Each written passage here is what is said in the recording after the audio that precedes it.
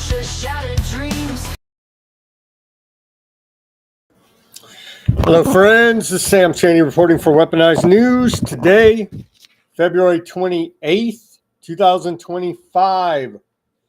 It's been a long freaking month of February, let me tell you, for the news anyway. What are we going to say today? Failed peace talks? MAGA's all over the X. It's so funny. Let's make fun of Zelenskyy. It would be funny, but they're killing the hell out of a lot of people still here. This needs to be resolved. We should have never even been in it in the first place, for crying out loud. But as we've documented here, we've been in it for a very long time. Going back to the color revolution, I guess you can mark it the starting point. Or even before that, you go back to McCain and Lindsey Graham were over there. Even before that, fomenting the whole thing. Just beyond the pale of ridiculousness. But it's fake, but it's real because people are dying. But it's disgusting. It needs to end. And so failed peace talks with Zelenskyy and Trump and J.D. Vance. Sad, man. And the never-ending MAGA apologists make me want to throw up. It's bullshit, man. Never-ending apologists for bullshit. What do we even say about yesterday, the PSYOP that they did, right? About the Epstein files. Never-ending MAGA apologists. Makes me want to throw up. What else do we got? We got a lot of news to cover today. The Pope's in bad shape. So the Pope's blessings and miracles might be ending soon here now. So pray for the Pope. We got a lot from that meeting today. Failed peace talks, what it is. Well, it's 5D chess. You don't understand. It's part of the deal. No, it's total bullshit. That's what it is. More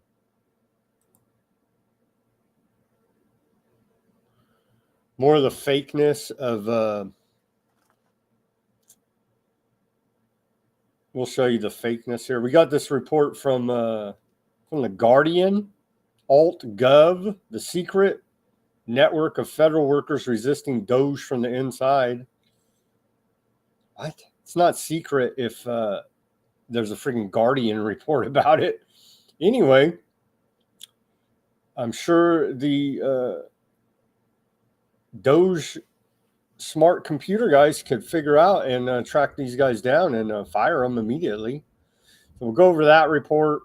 Hashtag Alt.gov. Really? It's beyond the pale. Fire them all. Arrest them for treason. Still no arrest. Nobody in the government ever gets in trouble. You got the economic blackout. I think we covered it yesterday or 2 days ago. The economic blackout, allegedly. I'm doing the economic blackout not due to boycott because I'm poor. I don't know what is up with these people. We got quite a bit of economic news today to go over with you. Quite a bit of state news. We got news out of quite a few states. Let's see. We got news out of California, of course. We got news out of Illinois, Washington State, Georgia, Alabama, Virginia.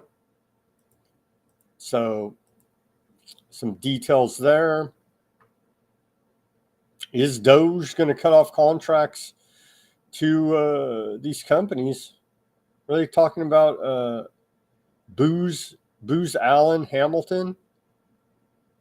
What are they even? They're like some type of lobbying firm, think tank, lawyers, a-holes. But turns out the large majority of their funding comes from the government. And so, yeah, cut it off. Why do we need these clowns making giant paychecks? Booz Allen generates 98% of its of its $11 billion annual revenue through contracts with the U.S. government. So total grifter, scammers, pieces of trash, honestly, that thumb their nose at us. They're probably part of this alt-gov BS. Yeah, so economic blackout Friday. Some of that to go over. Looks like it's going to be a flop, but like I said, I'm boycotting because I'm poor, not because I'm following the economic blackout. More news on they're building Skynet right in front of us. It's the greatest thing ever, right? And so cheer on your Skynet demise here. What do we got? Yeah. It's looking slow on this Friday. Thank you for joining us on this Friday. For those viewers who have tuned in to Weaponized News, and we've got geopolitical news. We got Simon called me today. I was working, so I couldn't answer the phone, but he did message me, and we'll go over this China and Russia. In Xi, president of China, calls for enhanced strategic coordination between Russia and China. We'll go over that story from the Global Times a little bit. And then Aardvarks genocide continues on a daily basis. And we, as in the United States, not me or you, but the government of the United States, Trump administration, approves nearly $3 billion in arms sales to Aardvark land. And so that's wonderful, isn't it? And a whole lot more. Let's get to this day in history. On this day, happy Ramadan, right? It is Ramadan for our Muslim friends out there. And what is Ramadan? I don't even know, but I looked it up. I had it here somewhere. Okay, what is Ramadan? Ramadan is the 9th month of the Islamic lunar calendar and is considered the holiest month for Muslims worldwide. It's a time of fasting, prayer, reflection, and community.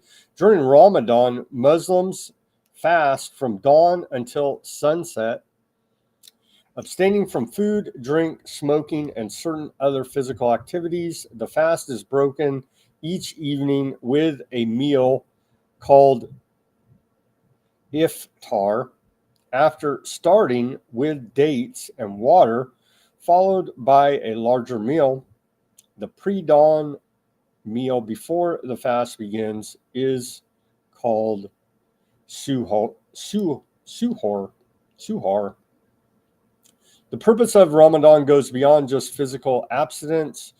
It's about spiritual growth, self-discipline, and empathy for those less fortunate. Muslims increase their prayer and charity during this month, and many aim to read the entire Quran.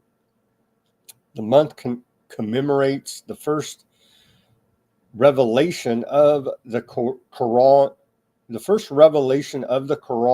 to the Prophet Muhammad. Ramadan ends with a festival of Eid al-Fitr, a celebration involving fasting, prayers, and gift giving. The exact dates shift each year because the Islamic calendar is lunar, based on moon cycles rather than the fixed solar calendar. So it moves back about 10 to 12 days annually on the Gregorian calendar. In 2025, this year that we're in now, Ramadan is expected to begin today, because it did begin today, depending on the sighting of the crescent moon. So that's Ramadan. On this day in history, starting today, on this day in history of February 28th, going back to 1704, Indians, they're kind of the feather, not the dot. Indians attacked Deerfield, Massachusetts, killing 40 and kidnapping 100 Americans, whites. In 1827, the first commercial railroad in the United States started travel, it was Baltimore and Ohio, B&O. Oh, it was chartered, excuse me. I guess start travel. So famous B&O from if you remember the board game Monopoly, B&O Railroads. In 1847, the United States forces numbering less than 1,000 defeat a larger Mexico force in the Battle of Sacramento River. In 1849, the first boatload of gold rush prospectors arrives in San Francisco. In 1878, the United States Congress authorizes large-scale silver certificates. In 1924, the U.S. begins intervention in Honduras. In 1933, yesterday was the Reichstag fire in Germany. Today, we saw the Reichstag fire decree. And so in 1933, after the Reichstag fire, which was burned down Germany's parliament, essentially, the Reichstag, the German Communist Party is essentially outlawed after the German government blames the communists for burning down the Reichstag building, the German parliament building. And then, on this day, 1933, on Hitler's advice, German President Paul von Hindenburg signs the Reichstag fire decree. After the building is destroyed by fire in Berlin, this eliminates many civil liberties in Germany. Does it remind you of something? I don't know. 9/11, the Patriot Act. We know that Hitler and the Nazis burned down the Reichstag and then blame it on the commies. And we know that our own government burned down the towers and blamed it on the friggin' Muslims. Same thing, same program. Same program, man. So that happened on this day in 1933. And then we fast forward a little bit to 1947, the February 28th massacre in 1947. Anti-government uprising in Taiwan is violently put down by the Taiwanese government, the Republic of China government, with the loss of 18,000 to 28,000 lives, beginning the White Terror. So you don't protest government over there in Taiwan, or they kill you. They did kill a lot of people in the February 28th massacre. Going all the way forward now, on this day in 1991, the Gulf War ends. Gulf War ends after Iraq accepts ceasefire following the retreat from Kuwait. In 1993, the Waco siege begins in Waco, Texas, on this day. I have a really good documentary about it. It's on, we'll have to play it sometime. Between, how long does siege last? Like almost, I want to say 59 days, something like this. It lasted till April 19th. Maybe on April 19th, we'll play that documentary about Waco. They could have, the feds could have arrested the leader, what's the name? David Koresh. They could have arrested him anytime and just say he is a bad dude doing bad things that is alleged by the government. They could have arrested him at any time before the siege when he went into town to get supplies. And they wouldn't have had to do a siege on the entire compound, killing many women and children. So we'll continue to cover Waco as we remember the tyranny of the federal government, literally killing Americans for our own safety. In 1994, Brady Law comes into effect. It imposed a waiting period to buy a handgun in the United States, the Brady Law. In 1997, the FBI agent Earl Pitts pleads guilty to selling secrets to Russia. In 1997, we saw the North Hollywood shootout. Remember that? These two, what was it, two? Was it two? It's like the movie Heat is loosely based on the North Hollywood shootout, I would say. And what do they say here? It was in 1997. They had full body armor between two heavily armed bank robbers, shootout, and LAPD there in North Hollywood.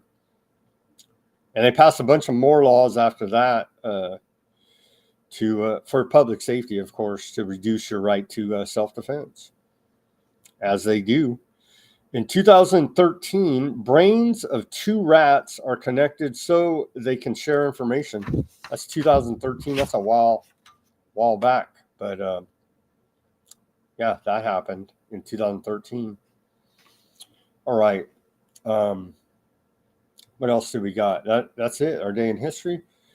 We have Thomas from Alpha Mega Energy joining us. Let's get to where's my intro here?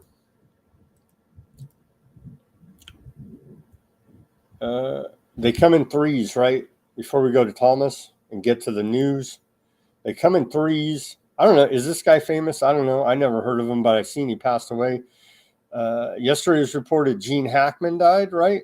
And so maybe you can tell if that's part of a ritual if they kill three people in a row here. But I don't know. They're old. Gene Hackman was 95. What do you want out of life, right?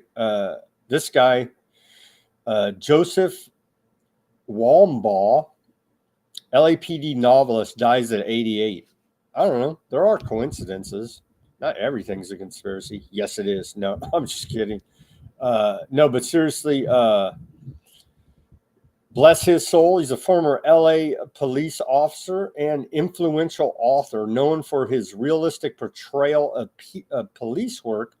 He passed away today in Rancho Mirage, California. His notable works include The Onion Field and the creation of the TV series Police Story. And he had his writing significantly impacted the true crime genre, which I do understand is very popular out there, blending his firsthand experiences with compelling storytelling. His death led to widespread tributes from fans of true crime. His career was also touched by controversy, notably with the scandal related to his book Echoes in the Darkness. Despite his influence on crime writing and his depiction of the complexities of police work remains celebrated. And so here he is. Let me put him on the screen. And so that's our second quasi. Gene Hackman was a big celebrity. This guy, quasi-celebrity, I guess. I honestly never even heard of him. But I'm sure those that follow the true crime genre know who this guy is. Anyway, rest in peace there, buddy. At 88, he's gone. Let's go ahead and what else do we got first? Let's go ahead and first before we bring on Thomas and get to this whole debacle at the White House, failed peace talks, the Pope, this is from Vatican News, and this was yesterday, but then who do we trust more? I don't know. Vatican News, they say continued improvement in Pope's clinical condition confirmed. And then today, NBC, Mockingbird Media over here in America, says Pope Francis suffers sudden worsening of respiratory issues given mechanical ventilation. So, I don't know. Maybe some remdesivir could help the Pope. You know what I mean? That seems to be the program. Even though I don't even think that they said he had the bat problem, the bat disease. It was other issues. But what the hell? Give him some remdesivir. Helped everybody else. No, seriously, though. The Pope's like 88, so maybe this will be the third. You know what I mean? In some type of ritualistic sacrifice. Maybe they don't even care about that true crime writer guy. I don't know. But pray for the Pope, please. And we're blaming Bobby Kennedy for this, obviously, even though he has nothing to do with Pope care, with Pope healthcare. It doesn't matter. It's Bobby Kennedy's fault. All right. I think that's time to bring in Thomas. Thomas from Alpha Mega Energy on this Friday. How you doing? Doing all right. Good to be here, back on Weaponized News again. All right, let's get to it. The first story I wanted to cover here quickly: 5 insights into America's views on the news media, and this was a poll by Gallup that came out today. Americans' trust in mass media is at its lowest point in more than 5 decades. I don't know why. You know what I mean? It's baffling to media experts out there. But, baffling. It's baffling the media experts, but turns out that America's trust in mass media 1972 to 2024 has reached an all-time low here. We're seeing going straight down. I wonder why. I don't know why. Maybe it's because of how well remdesivir worked out. Maybe. And so we see that poll result. Republicans' lack of trust in mass media has surged in the Trump era. They did lie the hell out about Trump. You know what I mean? So Republicans' lack of trust is going up. Democrats love the lies, and so their trust level remains steady here. And then independents still at 42. We should get that number up. Independents. Generational patterns don't bode well for trust. For media trust in the future. People are, it's just sickening. I can't even watch it, honestly. I try to tune into some TV and radio, and whatever's on the mainstream it's pure propaganda. I'm like, you guys are just liars. So we see these trends continuing. Of course, Democrats love being lied to, apparently. Republicans don't like being lied to by the mainstream, but they do like their MAGA influencers to lie to them. And so they found their lies in another place here. And so confidence in news has fallen more than confidence in other institutions.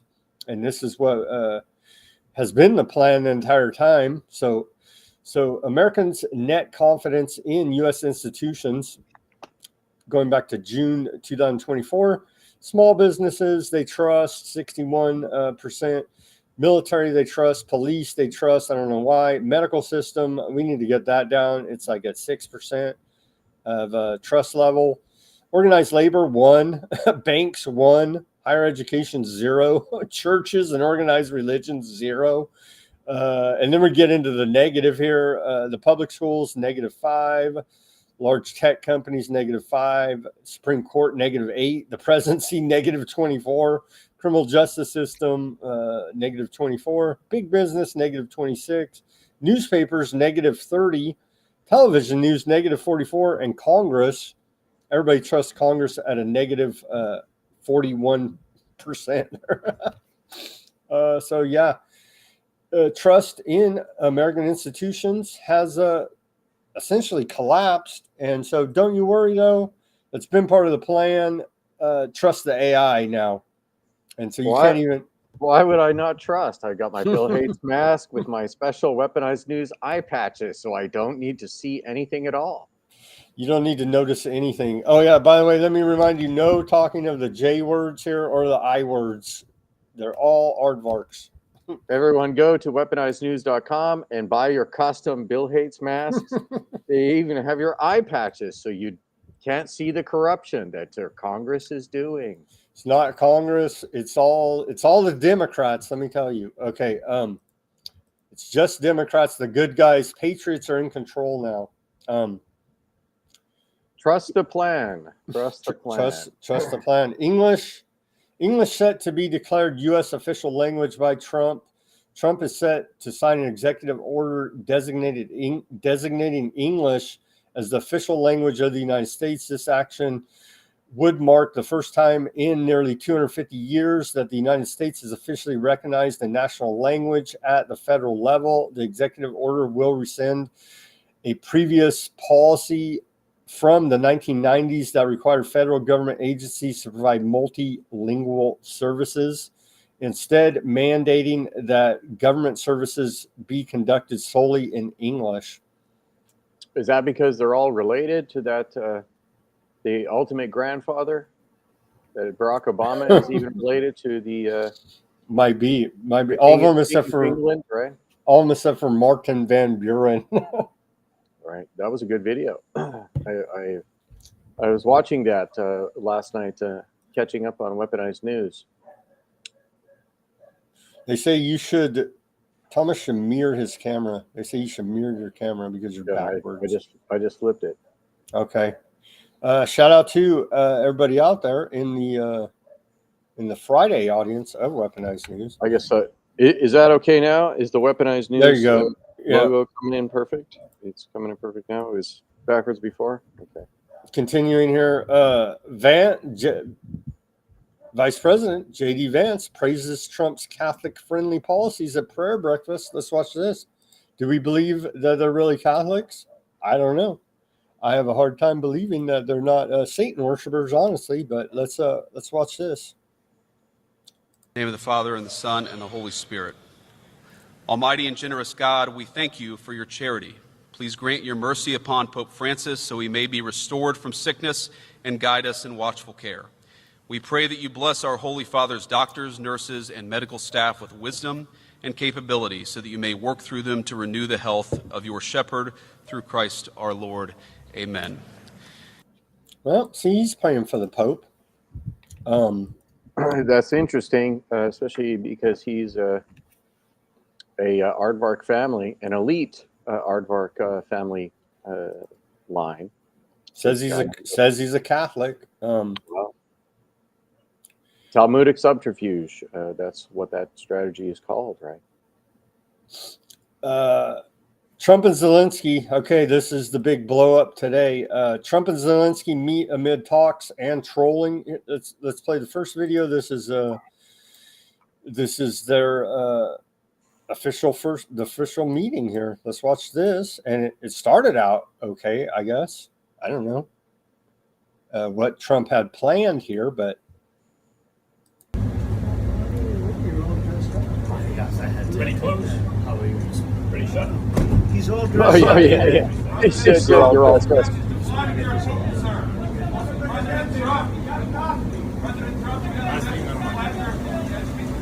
Thank you very much. Did he say that? You're all dressed up? Yeah, he said you're all dressed up. He's just wearing one of his stupid army polo shirts, right? Doesn't wear a suit to meet the president of the United States of America. Doesn't even wear a suit. He's in a war, man. Okay, let's go to there's a bunch of clips where I said, what the hell? This is pretty significant. Let's play.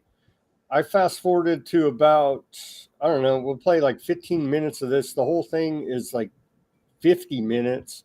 We're going to play like 15 of it toward the end where the real fireworks start. And this is the meeting at the Oval Office today with Zelensky and Vance and Trump. Let's play it, and everybody can see the full. Again, go to Weaponized News Substack. I will post, but you could easily find it. But we'll play like 15 minutes of it. I think it is significant to see what all went on there today. And we want peace talks. This is a failure on all parts. MAGA's laughing, haha. And it is funny and stupid and to troll Zelensky and all this. People are still dying, man. And so it's really serious and not funny. And this is a failure, honestly, by all parties. You just mentioned that you guys spoken to Vladimir Putin a couple of days ago. Just to be clear, that's a new call, not the one that you... I've spoken to him on numerous occasions. Okay. And how was the latest call? What did you discuss?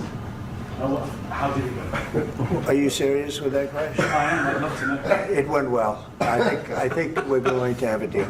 On the minerals deal, Mr. President, some of those minerals are in the east of Ukraine, not far from the front lines and in areas that Russia has occupied.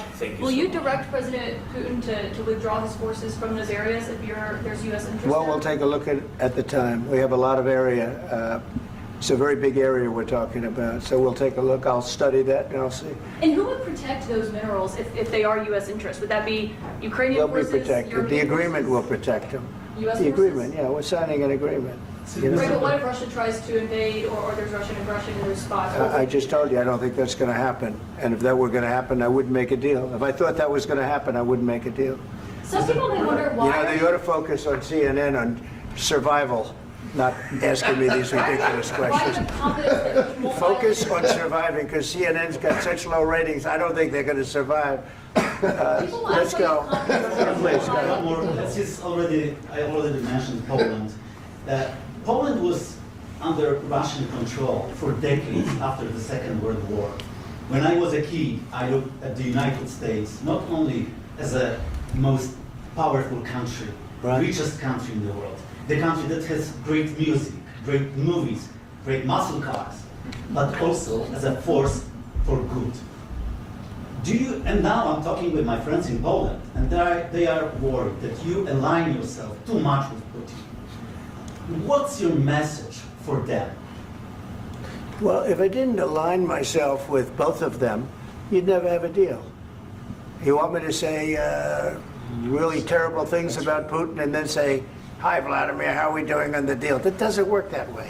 I'm not aligned with Putin. I'm not aligned with anybody. I'm aligned with the United States of America and for the good of the world. I'm aligned with the world, and I want to get this thing over with. You see the hatred he's got for Putin. It's very tough for me to make a deal with that kind of hate. He's got tremendous hatred, and I understand that, but I can tell you the other side isn't exactly in love with, him either. So it's not a question of alignment. I'm aligned with the world. I want to get the thing set. I'm aligned with Europe. I want to see if we can get this thing done. You want me to be tough? I could be tougher than any human being you've ever seen. I'd be so tough.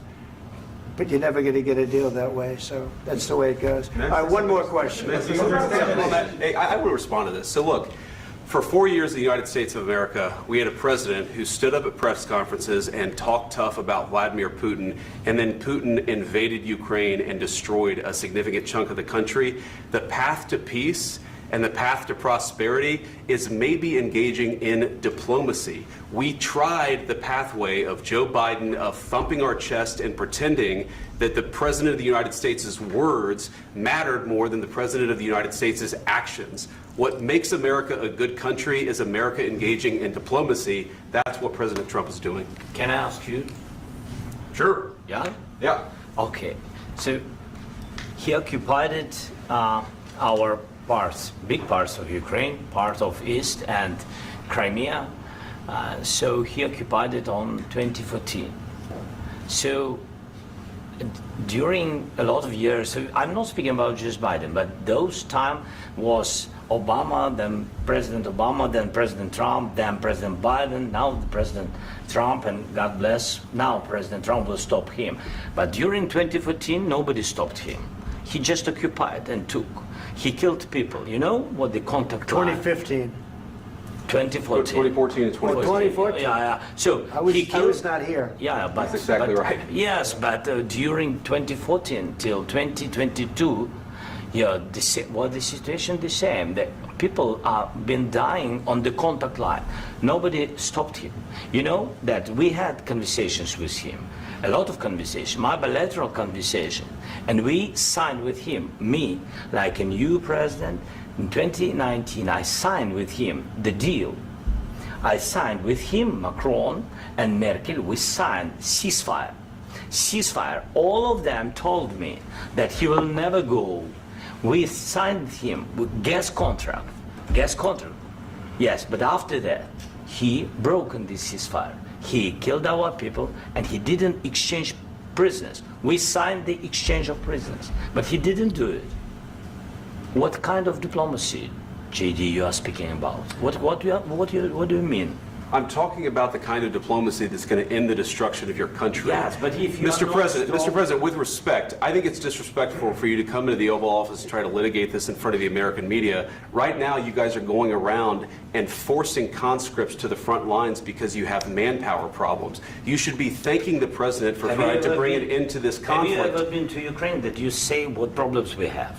I have been to. Come once. I've actually watched and seen the stories, and I know what happens is you bring them on a propaganda tour, Mr. President.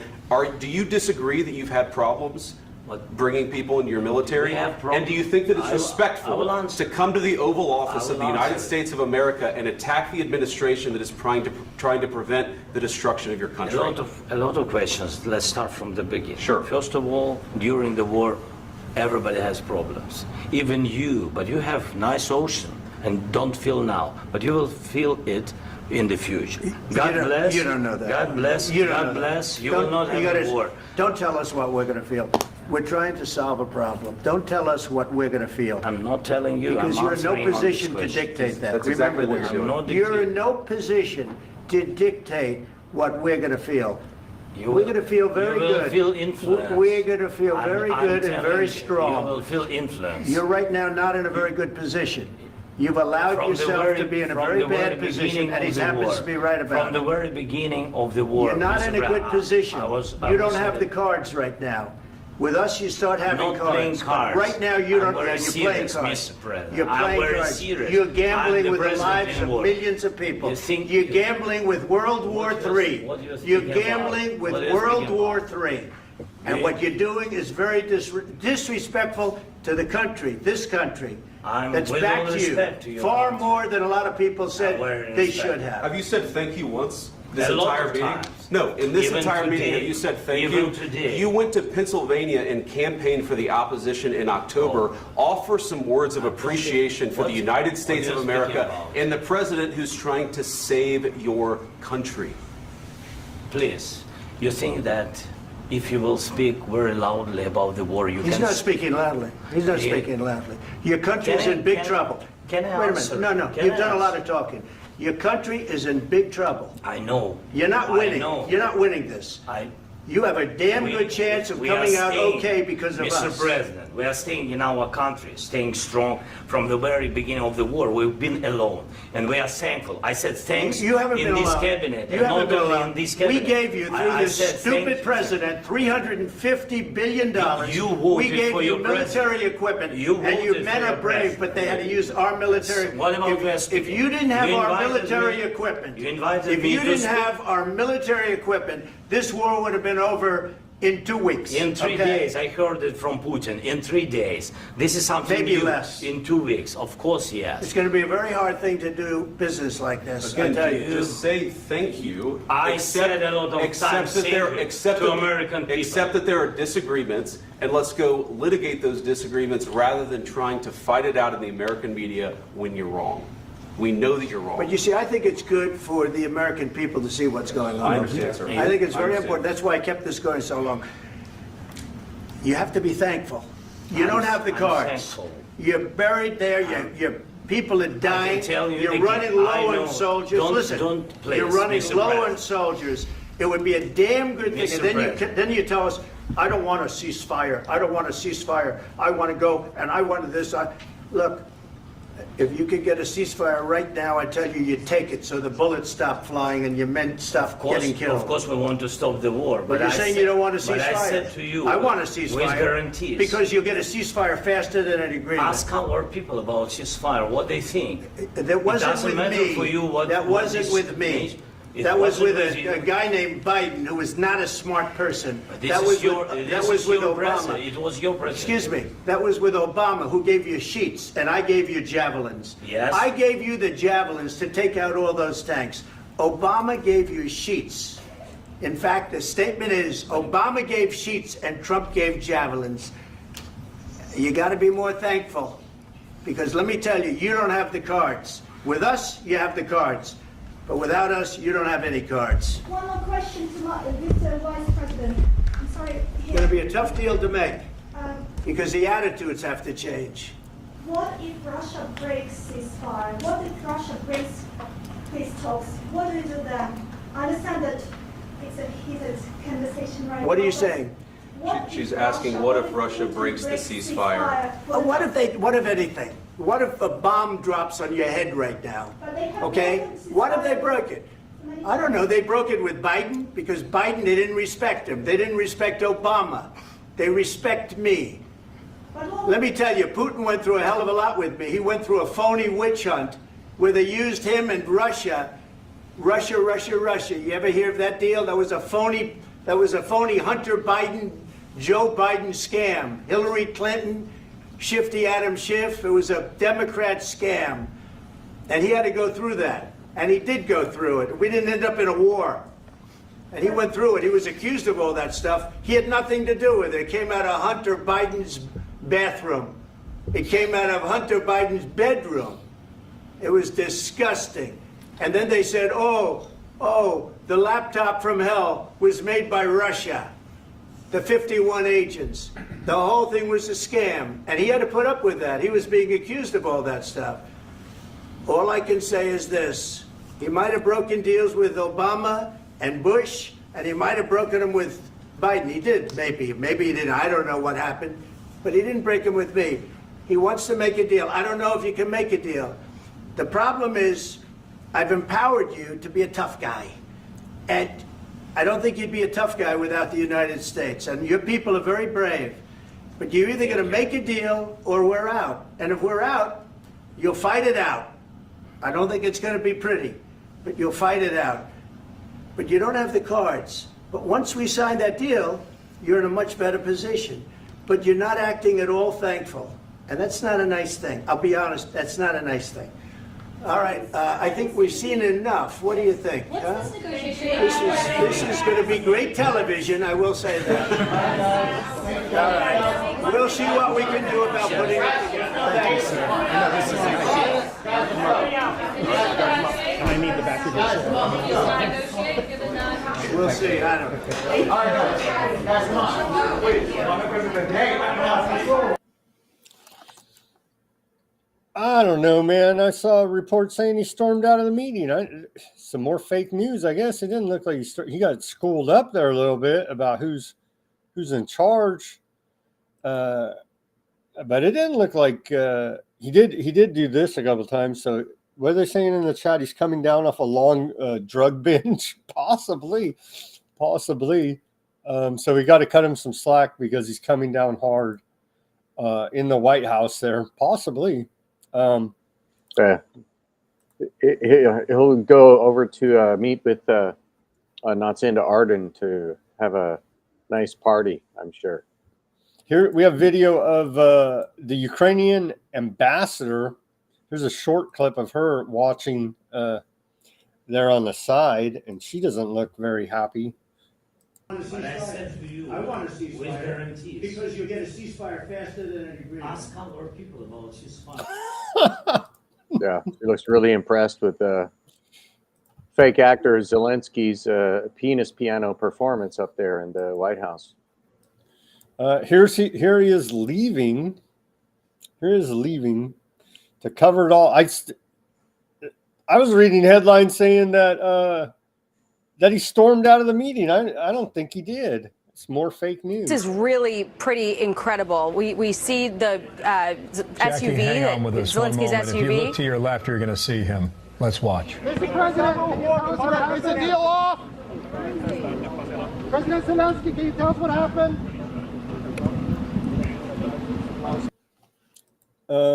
He stole $350 billion from the American people, and all he wore to the Oval Office was a $2 T-shirt. Well, he does have a alleged heavy drug habit to support. Did you guys catch this? They had a freaking wrestling belt. At least some of it went into some casinos in Northern Africa. See, it was economic stimulus. That's what they say. Support the war. It's coming back home. Don't worry about it. Trying to find. They had a freaking a wrestling belt there. I don't know if you guys caught that. Trying to find. How much you want to bet Lutnick is involved in the co-investment in that casino, famous for money laundering, of course. There's no Aardvarks profited from this. Look at this. I don't know if you guys caught this, but there's a literal like WWE, WWF, whatever. I guess it's WWE now. I remember from when I was a kid, it was WWF. Anyway, look at this. The wrestling belt right here with you see that right there? The hell is, or is that boxing? What the hell is that? WBC is boxing, yeah. Is that boxing? What the hell is this doing at this meeting? I don't know. It's bizarre to me. So no peace now. The meeting didn't go well. We'll see. I think it's failure on all sides here. As never been anything like that before in the White House, a circus like that of absolute disrespect for they're saying Jerry people and for the White House. Yeah, they're saying Jerry Springer. People wanted Zelenskyy to take his shirt off. I don't know if we wanted to see that or not. Yeah, I saw the wrestling belt. I guess it was boxing, wrestling, something. What a freaking well, let's hear from one of the main culprits in helping to start the whole thing, Lindsey Graham. Let's get his reaction from it. A truly despicable character here. So, what I think? Complete, utter disaster. I've been to Ukraine 8 or 9 times since the war started. I understand the consequences of Putin's actions against Ukraine. I appreciate what the Ukrainian people have done. They fought like tigers. At the end of the day, I was hoping that this minerals deal, which would be transformative in the relationship, would go over well. I talked to Zelenskyy this morning. Don't take the bait. President Trump was in a very good mood last night. Somebody asked me, am I embarrassed about Trump? I have never been more proud of the president. I was very proud of J.D. Vance, standing up for our country. We want to be helpful. What I saw in the Oval Office was disrespectful, and I don't know if we can ever do business with Zelenskyy again. I think most Americans saw a guy that they would not want to go in business with. The way he handled the meeting, the way he confronted the president was just over the top. So I think the relationship between Ukraine and America is important, vitally important.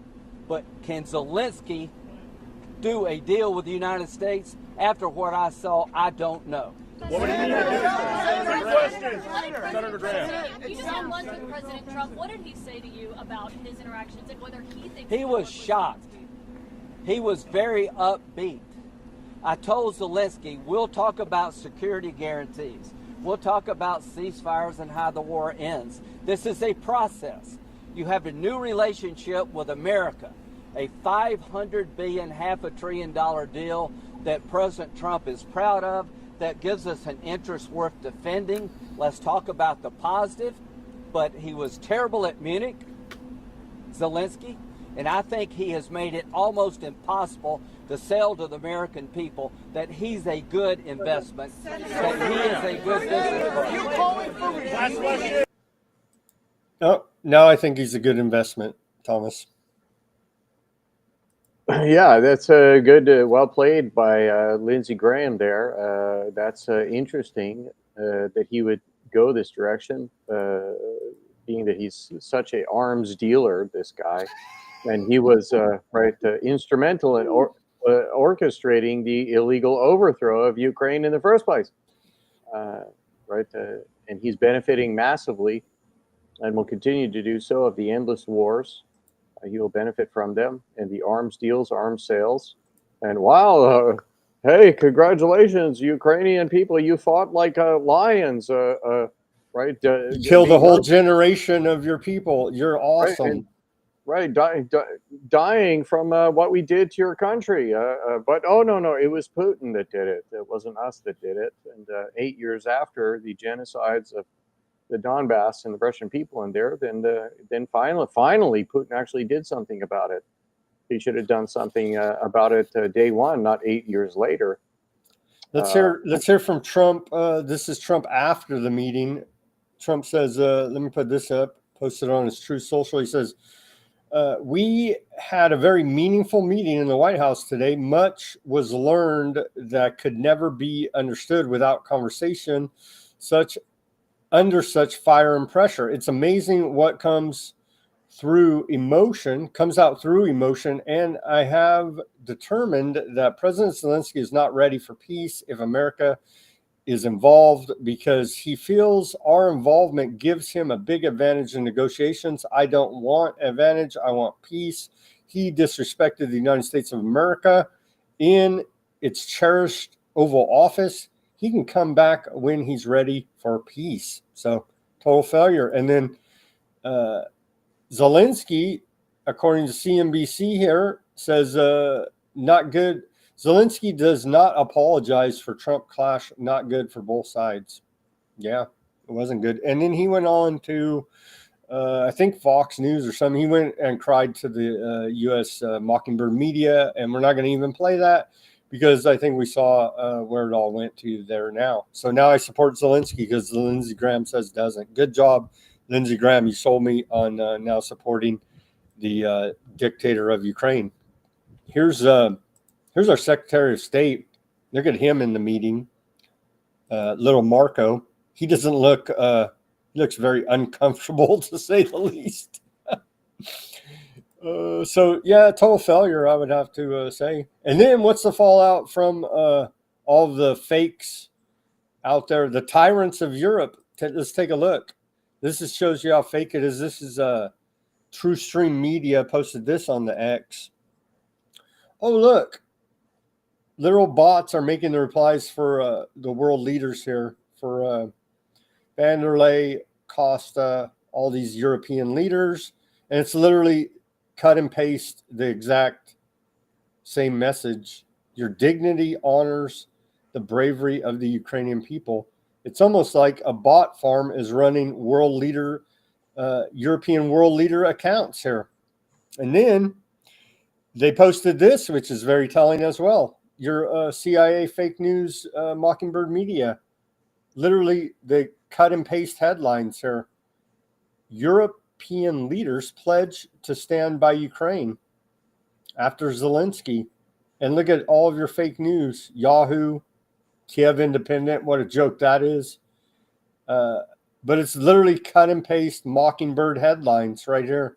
Truly disgusting.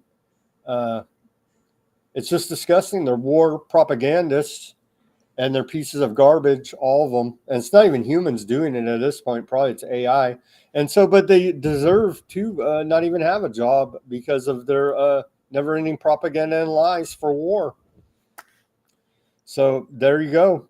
Truly disgusting. Okay, moving on here. What else do we got?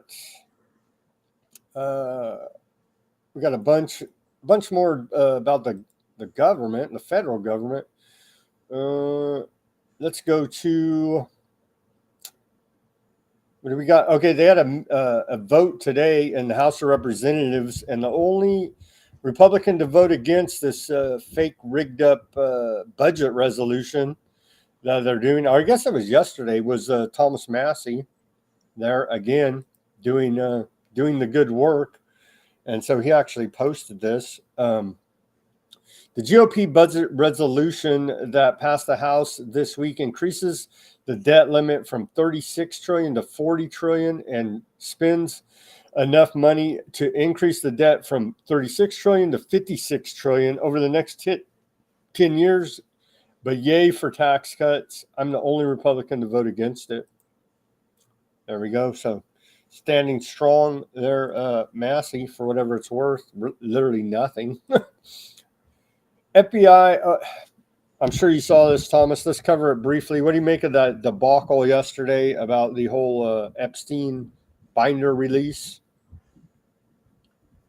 Yeah, I haven't been staying up on that because it's a slow walk, which is kind of ridiculous. You got to wait to see all of it that's coming out piece by piece instead of just releasing it all. I'm not sure exactly what they're planning or what their strategy is.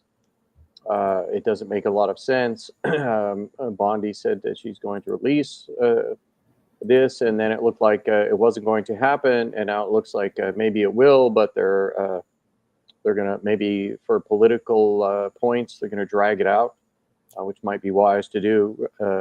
Of course, they're trying to blame the FBI and saying that the rogue FBI is covering up the data, and they're destroying data, and they had put out this FBI whistleblower supposedly in the right-wing media yesterday that was making the rounds, and it was just like, this whole thing feels like a psyop to me. And then they issued the binder to all of these MAGA quote influencers who are all who all have Aardvark ties. And one thing, let me tell you, one thing that I noticed, because I'm a noticer over here, following the news every day, they said it was phase 1 of the release of the documents. You know what else they did in phases? The ceasefire in Aardvark land between them and Hamas. So it looks to me like, if I was noticing things, I'd say Aardvarks are running this whole program, putting things out in phases using the exact same terminology. Their intelligence agencies are working together with America, UK, and Aardvarks, all working together to put out these psyops in phases. You got the psyop of the ceasefire, and now you got the psyop of the release of the Epstein files in phases, using the exact same language. Right. So they'll probably then just sell it up like as if they've done some huge thing, done what the American public wants, to quote unquote satisfy them by slow dragging this out and making a huge fake media charade of it, as they've always done, to give them something and pretend like something came out, and then they release absolutely nothing at the end of it.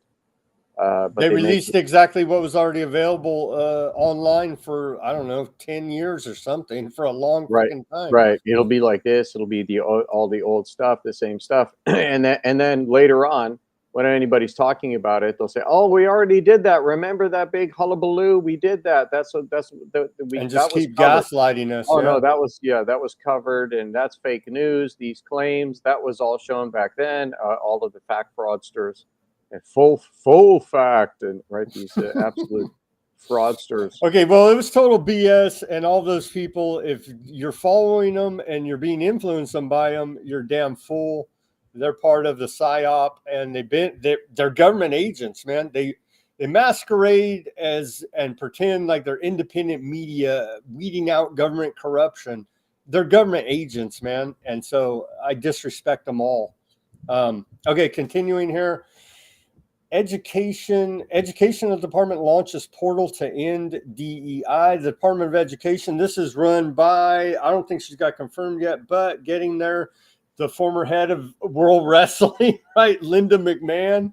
And so they are turning public education here in America into another sideshow, a wrestling match for control. The U.S. Department of Education under the Trump administration has introduced an End DEI portal where individuals can report instances of diversity, equity, and inclusion programs in public schools. This move coincides with a deadline for schools to remove these programs or risk loss of federal funding. So, yeah, that happened. We'll get there. We're almost there, Barry, and then we'll go to the halftime commercial break here. Tom Schultz appointed as U.S. Forest Service chief. Here he is. So, for anybody that cares, this guy will be starting fires in your national forest. No, actually, I don't know anything about him. Hopefully he does a good job and does proper land management there and actually stops some of these fires or helps mitigate them at least. We wish nothing but the best to Tom Schultz there, newly appointed to be the head of U.S. Forest Service. So he announced his retirement, working for the agency for 40 years, right? Deep state, endless positions, announces his retirement after 40 years, and then in the same statement they say he's going to serve as the 21st chief, formerly with Idaho Forest Group and the Idaho Department of Lands. Okay, so that's more clear, but the actual tweet below He is replaced Randy Moore, who retired after 4 decades of service. So Schultz this will guy's replace replacing Randy Moore. Tom Schultz, I want to see him dress up in the Smokey the Bear outfit and start doing commercials. Only you can prevent forest fires. Or actually, yeah, don't that'd be do nice art. that'd be nice to bring that back, right? Except that'll be spun immediately to Smokey the Bear is wrong. The forest fires are caused by CO2. Buy the tree fertilizer instead. We got another guy here. Another appointment. Trump appoints Hung Chow as Navy Undersecretary. And he put out a propaganda video. I don't think we're going to play it. But anyway, this guy, so you can see his face. Here he is. I miss actually our Rear Admiral, Dr. Rachel Levine. But this guy's the new Navy Undersecretary. So Hung Chu. Is this Chow? Is this this guy seems like a DEI hire? No, he's actually, what does he have? He has a bunch of experience here. U.S. Navy Academy with master's degree in physics and served as a special operations officer for 25 years. So he does seem like he's very qualified there. And so that appointment, you'll probably never hear of him again. But anyway, he was he earned that appointment today. It's being announced. Are we going to see another Gulf of Tonkin then? Let's see here. Number 10 Rockfin chat just now for you. I don't know what number 10 means, Barry. Okay. Last, before we take the commercial break, wait, how many more stories do we have? We have 3. Is number 10 the new Q symbol? Number 10 Downing Street. Replaced by it's UK. That's UK intelligence code words. No. Okay, giant slush fund. Let's see. Yeah, what the hell? Let's take the live commercial break, and we'll come back talking about a giant slush fund that they've uncovered, and still no one gets in trouble for this election denier, old Stacey Abrams. She's a good one, and she never gets in trouble for election denial either. She's ran, I don't know, 2, 3, 4 times, always loses, says it's rigged against her. Maybe it is.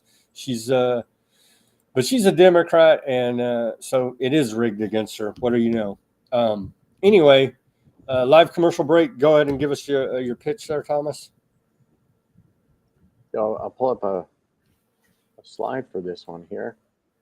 In the meantime, everybody, we're still on the campaign to fully monetize, because we, as everyone knows, the regular viewers, we have reached the first threshold, but now I've applied for my second Google AdSense account to see if they will even accept me.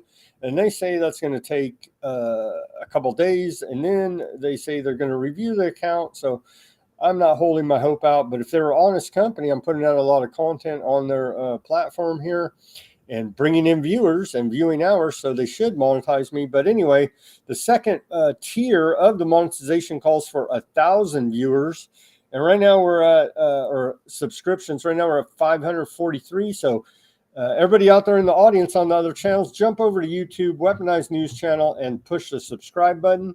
And then we're still carrying on. We're going to make this our hours viewed, I'm sure, with Barry alone probably, but simply go to Weaponized News channel, scroll to the bottom, push play on these documentaries.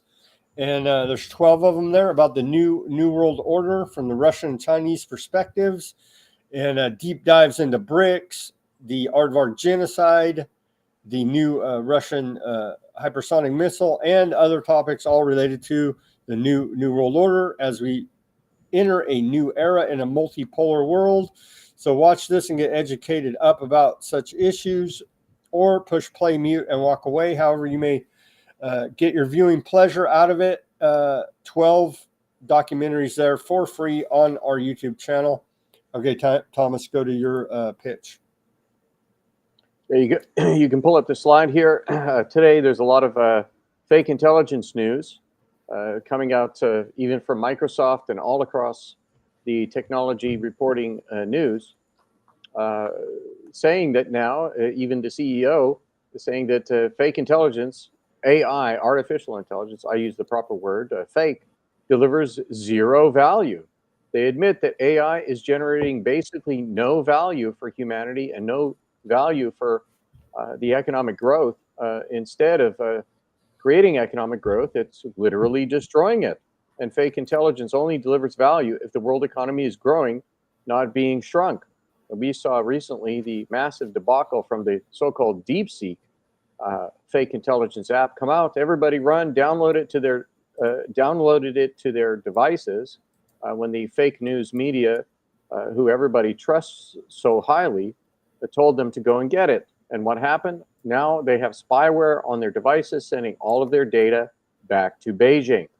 So then we watched over $1 trillion evaporate from the fake intelligence market cap industry, blown.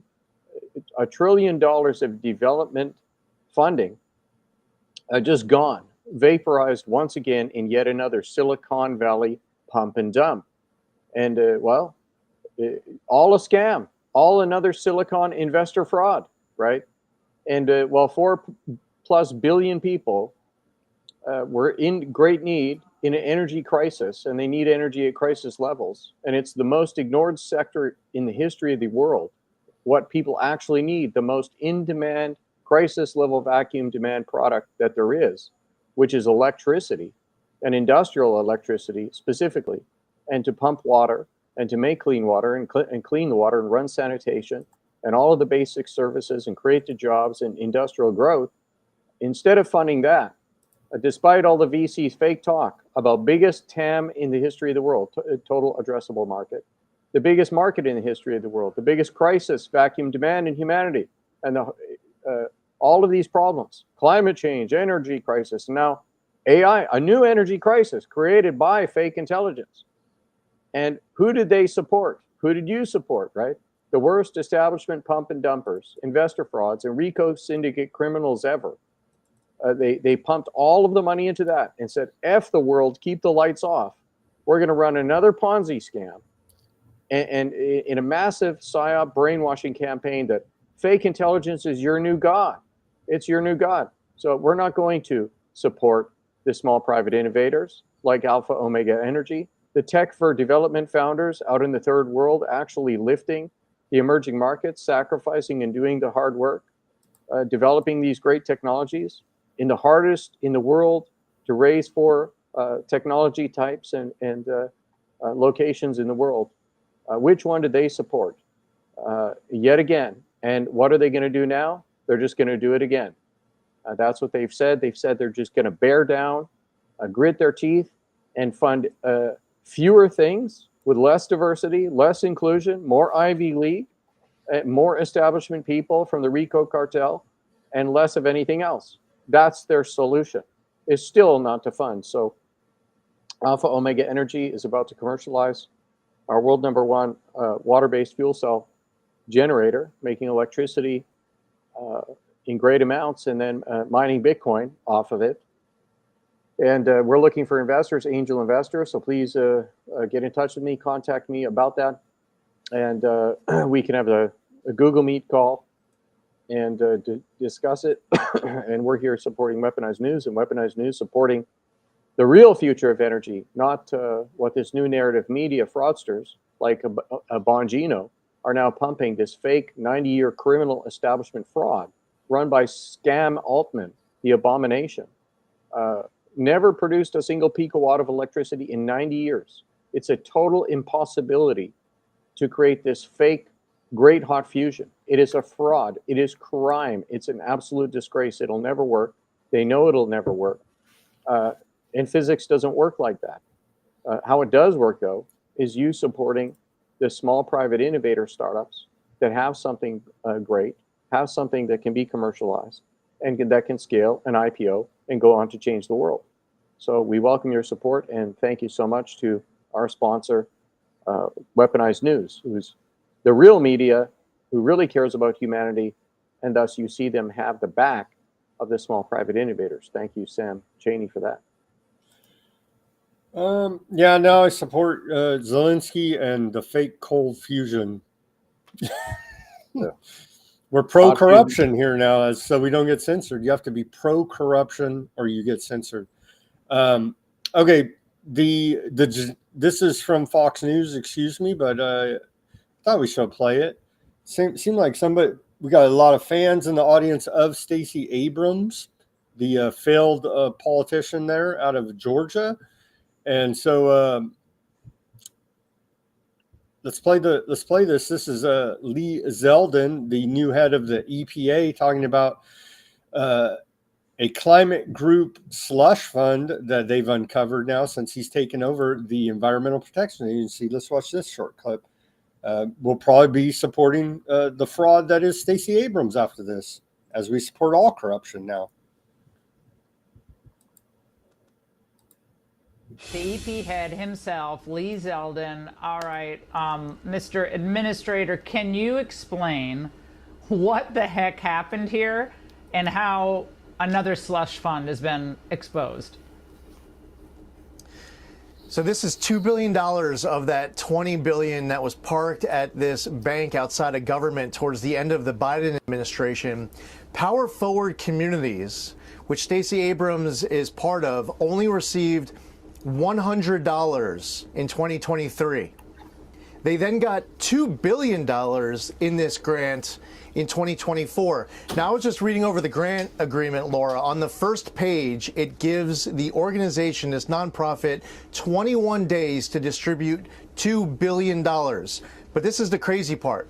I went to page 7 of the grant agreement, and it's giving the entity 90 days to complete a training called How to Develop a Budget. Now, I would say that if an organization needs to take a training on how to develop a budget, one, they should be taking the training before they're spending $1, but they definitely shouldn't be getting $2 billion. She's quite something, right? She loses in Georgia, and then she goes on to be she's really an aggregator of, fraud and corruption in the fact, if this is how you view government, it's just a place where you can reward your friends and fund your pet projects and call them green, and then everyone feels good about it. But the Citibank accounts where this money was held, has that money itself been now frozen? Is there actual fraud, do you think, in these payments, or was it just the usual nonsense they were pulling at the end of an administration?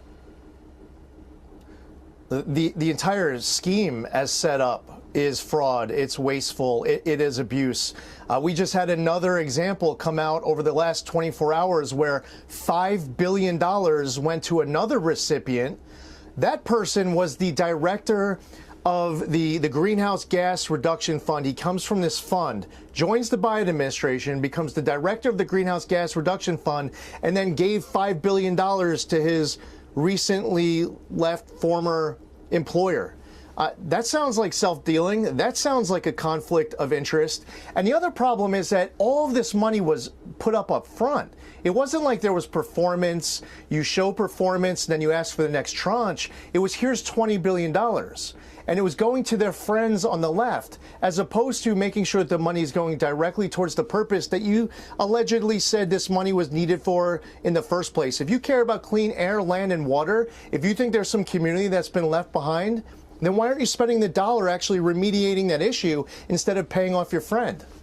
Well, Lee, we have Rosa DeLauro, Murray, Merkley, all these lefties now demanding answers from you. They say your cuts, your spending cuts, your freezes of spending are going to devastate programs that provide clean drinking water and other important environmental, help to people in need.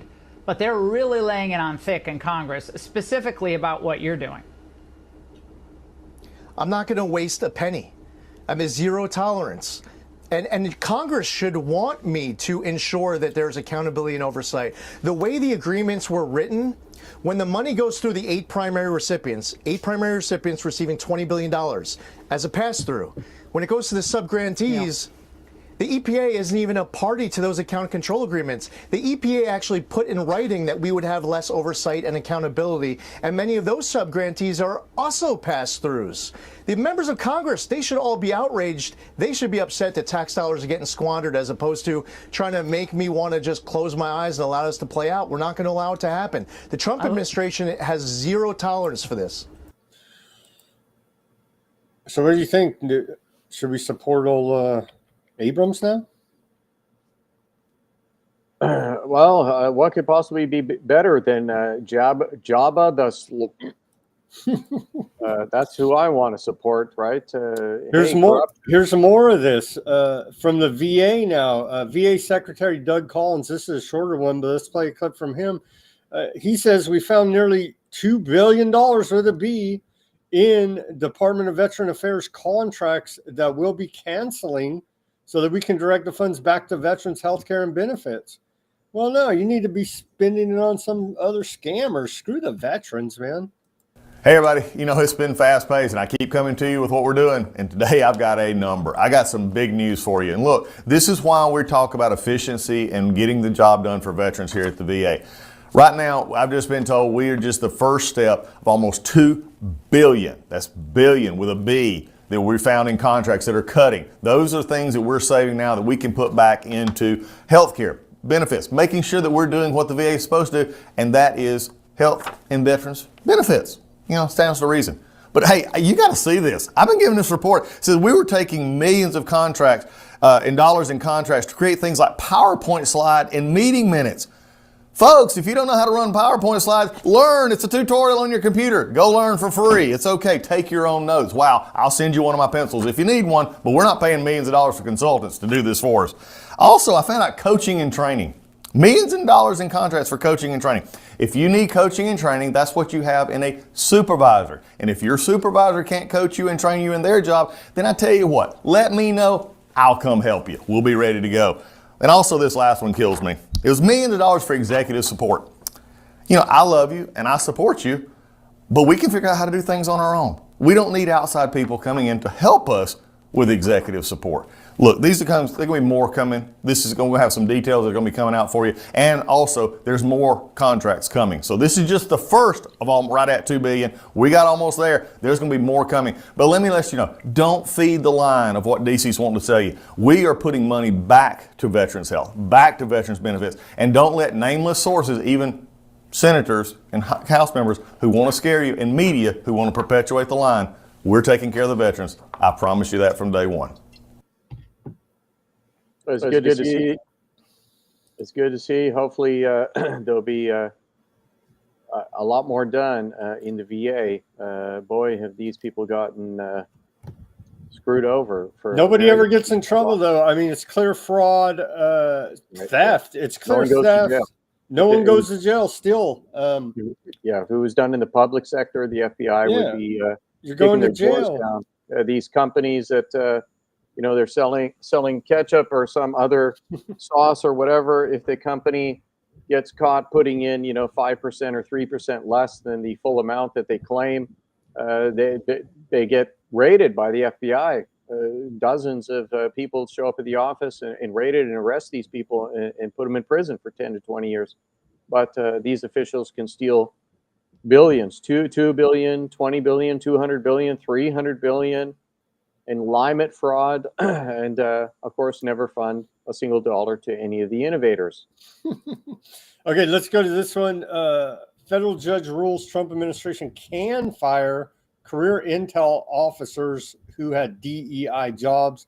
A group of CIA and other intelligence officers had sued, asking to be reassigned to positions instead of being fired, but the court rejected their challenge, and so it's very sad that they're firing these spies. I guess they'll go work in the private spy industry there and keep on spying and being dirtbags. So, well, it's just apparently there's so much demand for these drag show chameleons now. They keep saying this, so I think they, based on that, that the mainstream fraud news media says that the rise in the drag show industry is so massive that it could easily support all of these chameleons, apparently. So says the mainstream fraud news media that everybody trusts so greatly. At least, They demand you to trust them. Remember that. At least 51 CIA and Office of Director of National Intelligence officers now face immediate dismissal. It's very sad. They should face immediate court martials. Yeah, they should slap the cuffs on them right now. Okay, this one, again, criminals in government, alt government, The Guardian. Let's go through this article a little bit. Alt government, the secret network of federal workers resisting DOGE from the inside. It's not secret because The Guardian wrote an article about it. But yeah, who are these clowns? They go through here and show their messages. Alt CDC, they, them, good morning. And this is on that Blue Sky, the alternative to X where all the Blue Anon went. But they're on there talking about how they're going to resist from the inside. They're alt. So I guess this is the shadow government. It is the government, but this is an offshoot on Blue Sky. They have all created alt accounts with their pronouns there, as you could see, and all alt Fish and Wildlife Service. Here are some of my favorites you sent me for my response. Counted all the fish and ensured they were gendered properly. Like, what is wrong with these people, man? And so there's alt there. And that so looks like a fantastic spending to me. Doesn't that look like a? It does. It does. So they're responsible spending right there. So they're complaining here, employees on 4-day, 10-hour work schedules, when they're back to that email they sent out. And so they're complaining about they wouldn't even have got it till Tuesday, past the deadline for responding.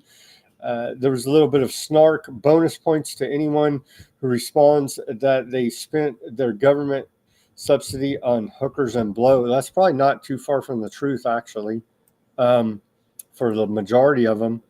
Within hours, the network had agreed on a recommended response: break up the oath federal employees take when hired into 5 bullet points and send it back in an email. And so that's what they're doing, to give them 5 bullet points about what they have accomplished in the work week. With 40 accounts to date, their collective megaphone is getting louder as most of the accounts have tens of thousands of followers. Alt, them, they accounts on Blue Sky. So go fire all these people. I'm sure they can track down exactly who they are. Alt Gov, fighting back against accountability inside the government. Pretty bold, actually, because no one ever gets in trouble from the government. Now they're at least getting fired, but they need to start throwing cuffs on these people, man. And then they wouldn't be so bold. But you can't tell me that they can't track them down. They spy on every damn thing we do. They could easily track down and identify the perpetrators of these alt government accounts and get rid of them. Yeah, and showing the blatant crimes and financial crimes, showing what they're spending it on. And these people are completely brazen once they get into these positions of trust, because they know nothing's ever going to happen to them. So they're just brazenly blowing it everywhere. And Abrams and others, there have been massive scandals by these Democrats in the past where they're literally Democrat officials charging up $10, $20, $30, $70,000 in caviar and lobster and strippers at strip clubs on the charge accounts and credit cards directly out of these different organizations, and they get caught for that. And some have been arrested in the past, but they're certainly getting a huge pass right now on all of this. Is it actually going to end up being something that Kash Patel does something about? Here's a book about it, Thomas. When being a team player at work meant lying to the American people, brave civil servants took to social media to share the inside scoop. Government employees expect some changes with each new election, but adjusting to the Trump administration was different. The new president was banning Muslim immigrants, repealing net neutrality, and deleting climate information from EPA websites. It became urgent to take a stand. The hashtag AltGov Twitter movement subverted official statements to remind the American people that all was not well in the White House, but that there was something they could do about it. And so blatant sedition here. And they wrote a book about it. And so you could go buy that book. We Are AltGov. And of course, price for the poor people out there, because they care, $24 for the paperback. And so I don't see why the FBI or whoever the hell is supposed to be law enforcement couldn't go buy this book, track them down. They can spy real time on them and know exactly who's doing all of this subversion of American government, but yet nothing. You're going to charge high because that's Silicon Valley altruism. I mean, you got to live in the clouds in the ivory towers in Silicon Valley, as the rest of the world has no electricity. And demand that they all come to you and relocate all of their startups to Silicon Valley. Otherwise, you're out. You won't get funded, even though they claim that they do otherwise. I've got an interesting slide people might not have seen before on the deleted climate data, if they want to talk about deleting the climate data. Here we go. It was famous hardcore totalitarian Zelenskyy lover leftist Justin Trudeau, who deleted 100 years of Canada's climate data to make sure that nobody could find out what was actually going on, that the whole world wouldn't get access to it. And I think most people have seen a slide that looks like this on so many of these X accounts and the alt accounts. And over here is the little tiny, on the right-hand side in the bottom right here, you see this little strip, the climate strips, the climate lines chart here. It's a tiny slice of history they show to you. And they deliberately only show you back to the year 1890 for the purpose of defrauding you and defrauding the government. And they show this artificial, it looks like it's getting hotter here in the recent years. And everybody can notice how they never fund the breakthrough small private energy innovators, endlessly lying that you can't solve this and the technologies still aren't made and all of this bull crap just to push the Globonazi agenda and the totalitarian dictatorship. But when you actually look beyond 1890, here's the years that they're showing you, and then you stretch it, show it back just only 2,000 years, and you have the medieval warm period, and you have other warm periods that are much hotter than it is right now. So make sure you stop getting frauded by the criminal RICO cartels for genocide using the word climate, right? And they're doing this to achieve their world totalitarian dictatorship. That's what it is. As Julian Huxley said when he founded the United Nations at the UNESCO meeting in 1945, he said, quote, or something very close to this, and they've made sure to delete it completely off the internet. You can't even find this anymore. I haven't been able to find this again. Last time I saw it was about 3.5 years ago. He said, now that we failed in our mission, speaking about the genocide that they were hoping to have Adolf Hitler create when they propped him up. He was a puppet of theirs, just like Zelenskyy is a puppet now, this fake actor. They prop these two guys up, and then they're doing what they're doing. Hitler went against these Aardvark world totalitarian dictatorship, however. He went against them, and Zelenskyy is not, right? Zelenskyy is a good little gay actor doing exactly what he's told and making a big scene in the White House there. So Julian Huxley said, now that we failed in our mission, we have to get people used to the idea of climate change, right? Climate and climate change, so that we can achieve the final solution, end quote. That's what he said. And of course, what is the final solution? The final solution is genocide. That's what it is. And then we see the convergence of all of this, right? We need to track and trace you. What for? For climate, right? We need to inject you for climate. The kids are all having heart attacks. Why? Not from the miracles, but from climate, from CO2, from plant fertilizer in the sky that makes them grow faster. And inverting absolutely everything. CO2 is a coolant. It's an industrial coolant. It cools the world. It does not heat the world. It cannot heat the world. It can only cool the world. More of this can cool. And that's the fact. And so it's outrageous. They deleted the climate change data. Right. Yeah, they deleted it, and here they're lying to Trump, and the Republicans have deleted it. It's them who deleted the data. Okay, more about government. Getting rid of government, they are doing that, but as we continue to report here, it's going to be replaced by AI, something much worse, potentially. I don't know if you can be much worse, but we're at the end of the road of the corruption. Trump administration planned to fire nearly all Consumer Financial Protection Bureau workers, planning to fire some 1,700 employees while winding down the agency. So there will be no more Consumer Protection Bureau. They're gone. That doesn't sound too good, actually. More DOJ spokesperson resigned, citing toxic work environment. Here, the Hill tells us. And so Joshua Steuven, a top spokesperson for the Department of Justice, has resigned, citing a toxic work environment in his letter to leadership.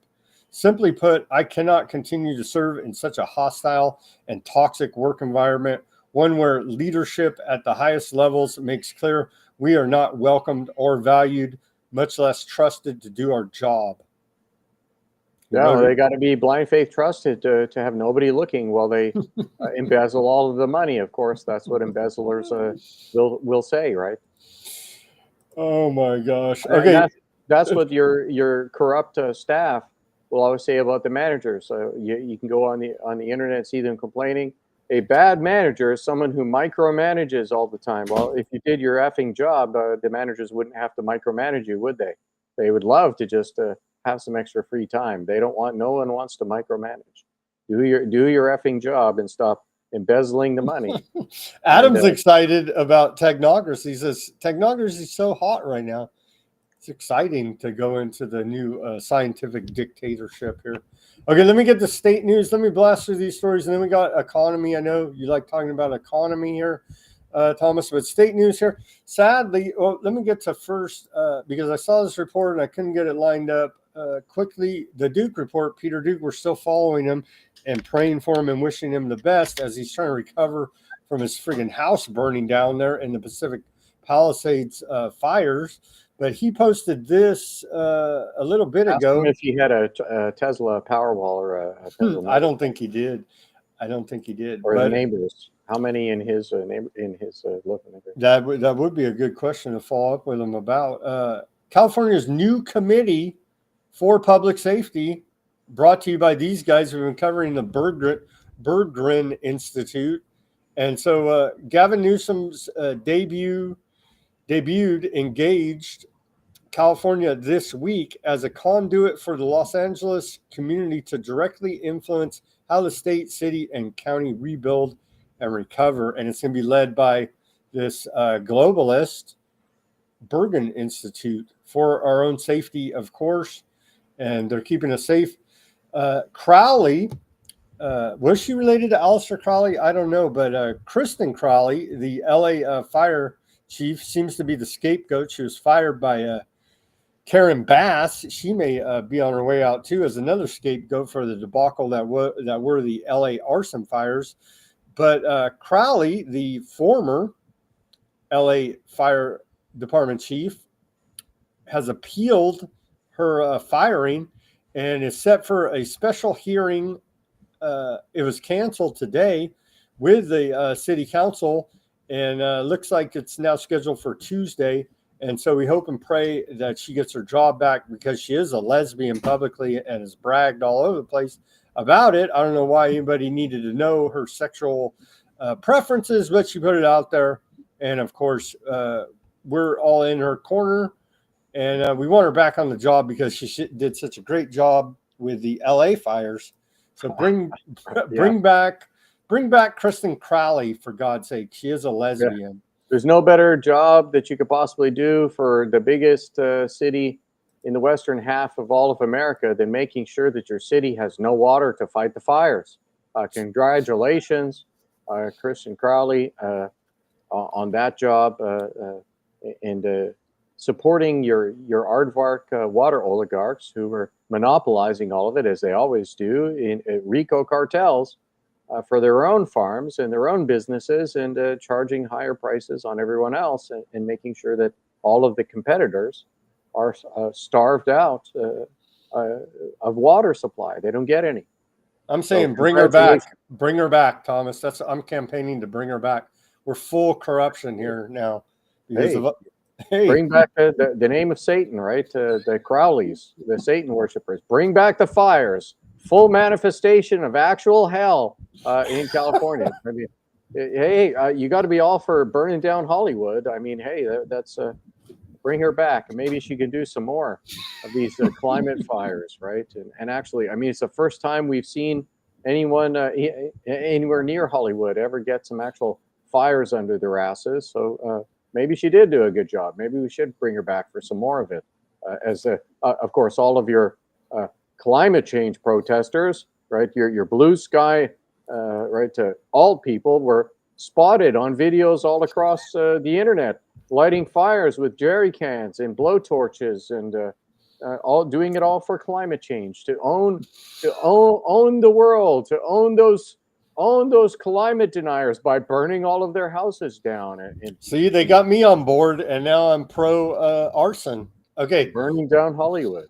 Let's move on to audit reveals $1.6 billion overspent on migrant healthcare in Illinois. A state audit in Illinois has revealed that healthcare programs for illegal aliens costing taxpayers $1.6 billion, significantly more than the original projection by Pritzker. He's a real piece of work there. Let's watch this short clip about it. Programs for the undocumented immigrants in this state, the largest of which is the healthcare program, providing free healthcare for anyone 42 or older.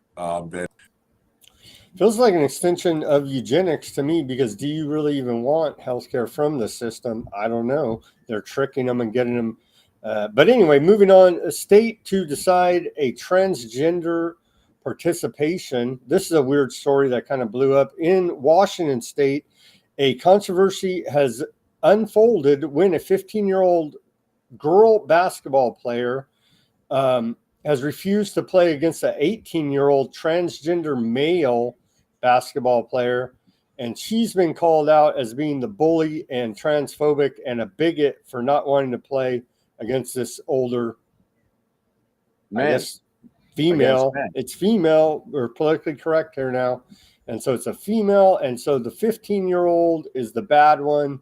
And this has garnered the public's attention. So we're going to see how all of that plays out. But obviously the 15-year-old girl's bad, and the 18-year-old transitioning male, transgender male, is the good one. And so we're going to see how that plays out. And she's bullying, obviously.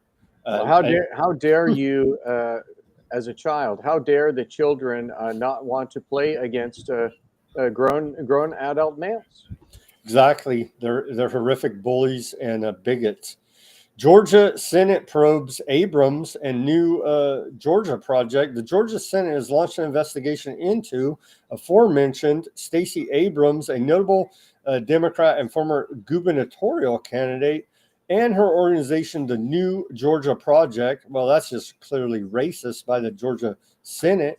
This follows the group's acknowledgement of illegally aiding Abrams' 2018 campaign for governor. Well, they should be allowed to do whatever they want. They're black, right? I mean, that's just ridiculous to even ever question them. The focus will beyond alleged campaign finance violations and issues related to recent employee terminations, potentially linked to unionizing efforts. And so the Georgia Senate, they're a bunch of racists for sure. Okay, on to, do we even cover this? Now, in the interest of time, we're going to move on. There is a big debate about daylight savings time going on. I say keep it at one friggin' time, because it's moving back and forwards, and that's coming up here to spring forward. So let's, there's a big debate going on in Alabama about it right now. Last story about the state, and then we'll move on to the economic news. Virginia State Police now assisting ICE in immigration enforcement. Glenn Youngkin, who put out his hand to all the fired federal workers and said, remember that report? There's a bunch of jobs in Virginia for you. So come on over right across the river there from D.C. and get employed in Virginia in the private sector. But now Glenn Youngkin has, governor of Virginia, signed an executive order which directs the Virginia State Police and the Department of Corrections to cooperate with ICE in enforcing immigration laws. God forbid that would happen. So Virginia is not a sanctuary state. Okay, we're done with all the state news. On to the economy here. This company gets, and I talked about this briefly at the beginning because I didn't realize this, but you probably know this company there, Thomas. Booz Allen Hamilton. Yeah, big defense contractor, military industrial contractor. A lot of funding to clandestine corruption. Well, they're the good guys. Scandals overseas, just like, of course, the new narrative media's Blackwater and Eric Prince and Booz Allen Hamilton is right there next to them with all of the dark. There you go. They're the good guys who do torture, war crimes, and the like. And so they're the good guys. This company gets 98% of its money from the U.S. government. DOGE is coming for firms like it. A memo calls for a review of the $65 billion in contracts that go to Booz Allen Hamilton and other big firms that do government work. And so it's quite horrific that, imagine that. They basically are the government. If the government funds 98% of your revenue, you are the government, essentially. So there's your fascism right there in everybody's face, masquerading as a private company when they're actually the government, essentially working as a non-governmental agency. It essentially is the government there. And so we're going to be very sad to see them be put out of business with no more funding. Booz Allen generates 98% of its roughly $11 billion annual revenue from contracts in which the end client is the U.S. government. So there you go. They are the government, essentially. But you can see that chart. They're very much correlated with the Leidos Labs, which is a famous bioweapons contractor. So they're the good guys, keeping us safe. Right. So that you look at that correlation, how and it's a revolving door kind of company with Booz Allen Hamilton. So it is very interesting to see the stock price almost exactly mirrored there. The old guard's out. The old guard is out, and the new technocracy is in here with Palantir, and so we don't need you anymore there. Okay. I thought that was significant. Don't let the door hit you on the way out there, Booz Allen. Government, basically government masquerading as private company. Some people online are planning. Today was the big economic blackout, Thomas. If you didn't know, the Democrats, left-wingers, said they're not going to do any shopping today due to protesting the Trump administration's cuts of government and other grievances they have. And so the economic blackout on Friday, promoted here by NBC. And so we do appreciate their efforts to undermine the American economy at NBC. Hopefully they are shut down soon due to lack of interest by the public. Here's their website, the People's Union USA. And oh, sounds good. Yeah. Together we build a better future. Our mission, this is the organization that organized the economic blackout. They say, our mission, we are not a political party.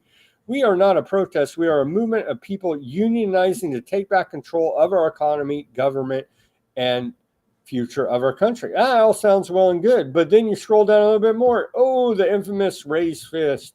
And so obviously part of the George Soros Open Society Foundation network of subversives that are undermining America here and around the world, fomenting color revolutions and fomenting just general subversion everywhere they are. And they're doing it now here in America once again under the banner of the People's Union USA.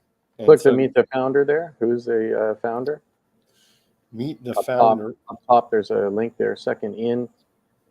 Meet the founder. Yeah. There you go. It's a good guy. Obviously, John Schwartz. Obviously, Schwartz. Very good there. Not even, and they even put preferably J. So he's mocking us there, and he is a J. And so we do appreciate his efforts in subversion of America. From Queens, New York. Yeah, mocking us with the just preferably call me Jay. Yeah, Queens, New York, just like Howard Lutnick and Cantor Fitzgerald from New York. It's too much with it, and then the raised fist. Oh, we're a genuine grassroots effort. Really, that's why you put the. They know, the lefties. They know as soon as they see this what it's all about. I know. Hell, if I know, they know. And so there you go, right here. And right donation links. And remember, the Act Blue was all siphoned off to the Aardvark deep state and the Democrats.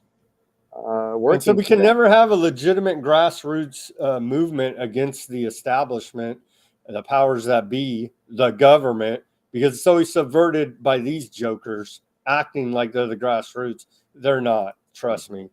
The People's Union USA.com, and here's their schedule for planned economic blackouts. It's a tour, and so you can see today, and they're going to continue the efforts. They're going to target these specific corporations. Apparently, I don't know.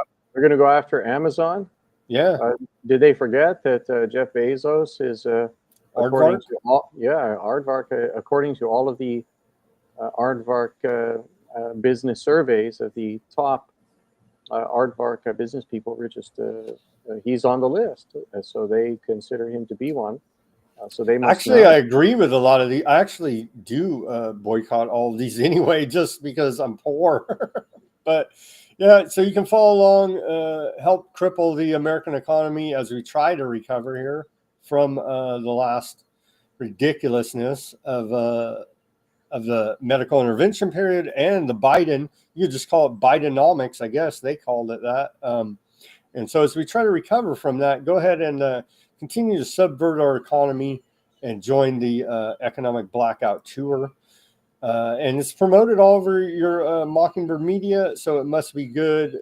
Today's economic blackout began with an unlikely source, but it's tapped into Americans' anger.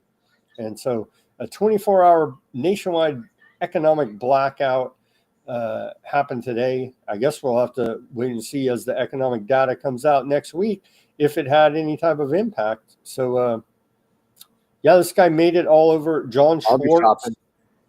John Schwartz, self-described mindful and mediation facilitator. I'll be buying some keto diet, some meat, right? Fresh barbecued organic meat and organic fruit is what I'll be buying. Here's keto some diet. Well, that's all bad. You got to fast, I guess, to honor Ramadan here now. But it is Ramadan, the first day today. Here, not to let Trump administration off the hook, SEC drops charges against Chinese billionaire after he pumps $30 million into Trump's crypto scheme. Justin Sun is celebrating avoiding a fraud investigation. And so this guy right here Just give Trump a payoff of $30 million, and the SEC stops looking at you. There you go. There's this post on X with 3 handshakes even. So, and of course, Peter Strzok's wife is on the board there, and Peter Strzok has massive corruption scandals that go way back through China. So you can bet that there was money probably siphoned in that particular direction to result in that. So the forensic financial sleuths should go looking there, and they will find it.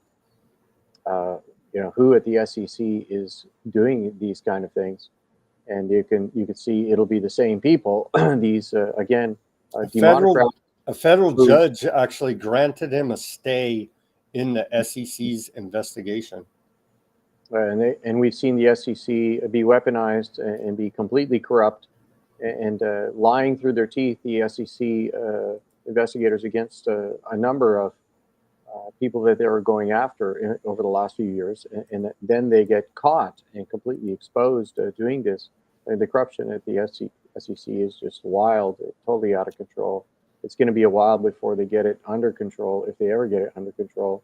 And you had them, these same people, through this massive bribery, allow the listings of over 300 Chinese stocks, which are all massive embezzlement frauds, just completely gutted on the inside. And now they've all had to be delisted due to that. And there's not even a single exception for anybody to mention out of any of them. So this is what you continuously see. And how did that even happen, that those were allowed to list when China has 4 of their own stock markets? We're not allowed to list on their stock markets, but they can come and list on ours and just embezzle all of the money.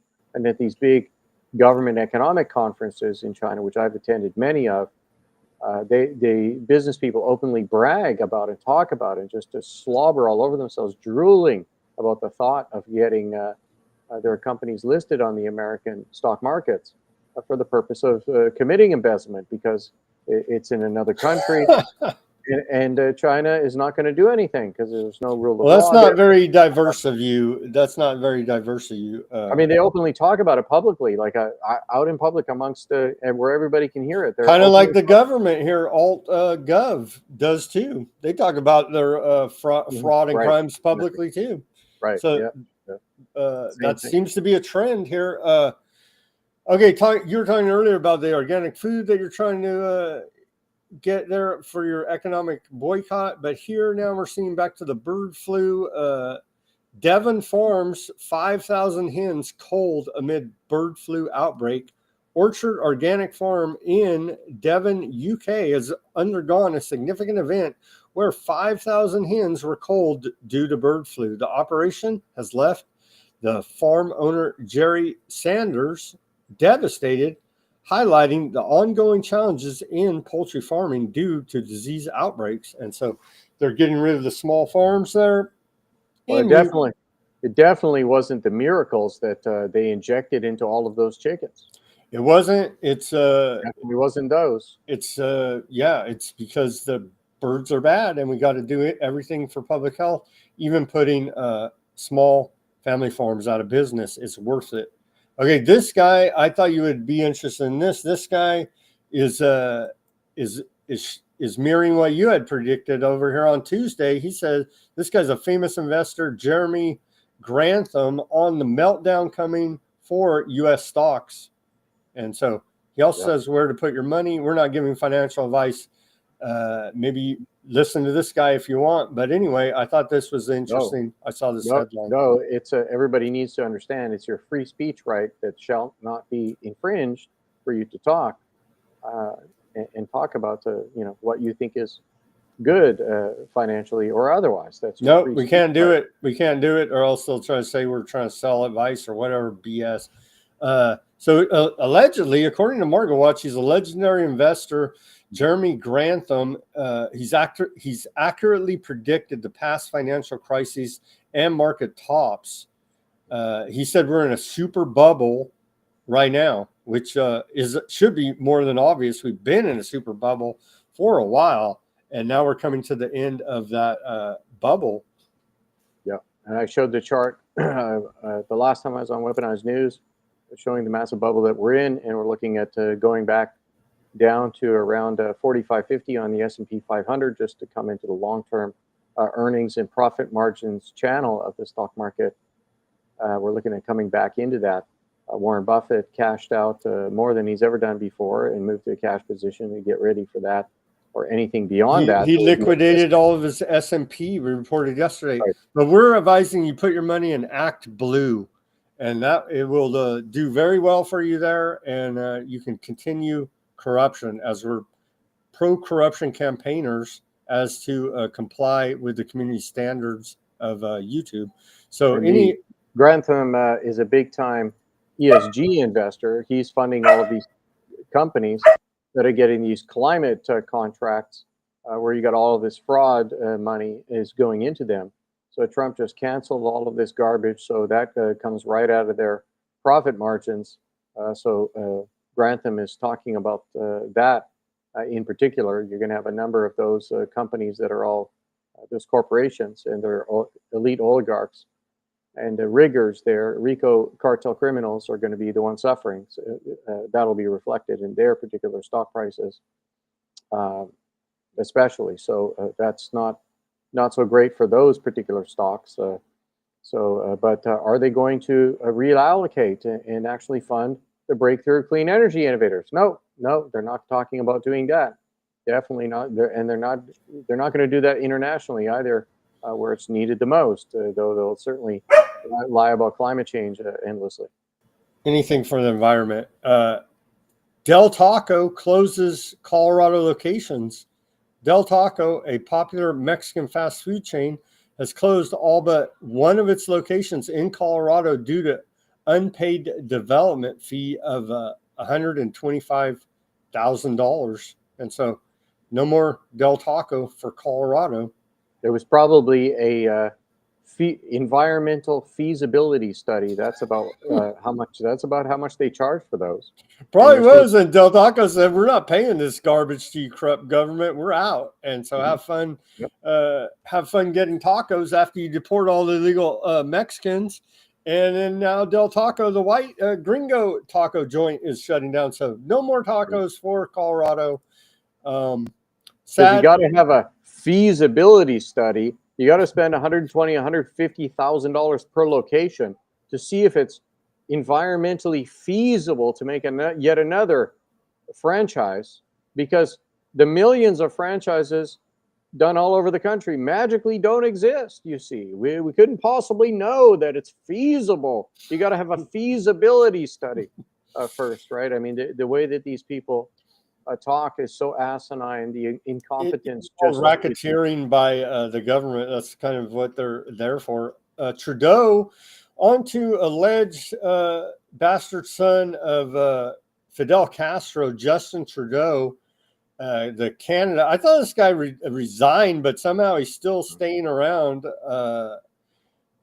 He's like a stain that won't go away. It's being disclosed now that his weekly grocery expenses are $1,515, totaling $157,642 over 2 years, billed to the Canadian taxpayers. And so this guy's living large on your dime, but you're the bad one. Let me tell you. Right, despite he's worth hundreds of millions of dollars. Canadian billions of dollars. And he's good, and that's the bottom line of it, as he runs up over almost $160,000 grocery bill on Canadian taxpayers' dime. I'm sure old Barry and the rest of the Canadians in the audience fully support this behavior.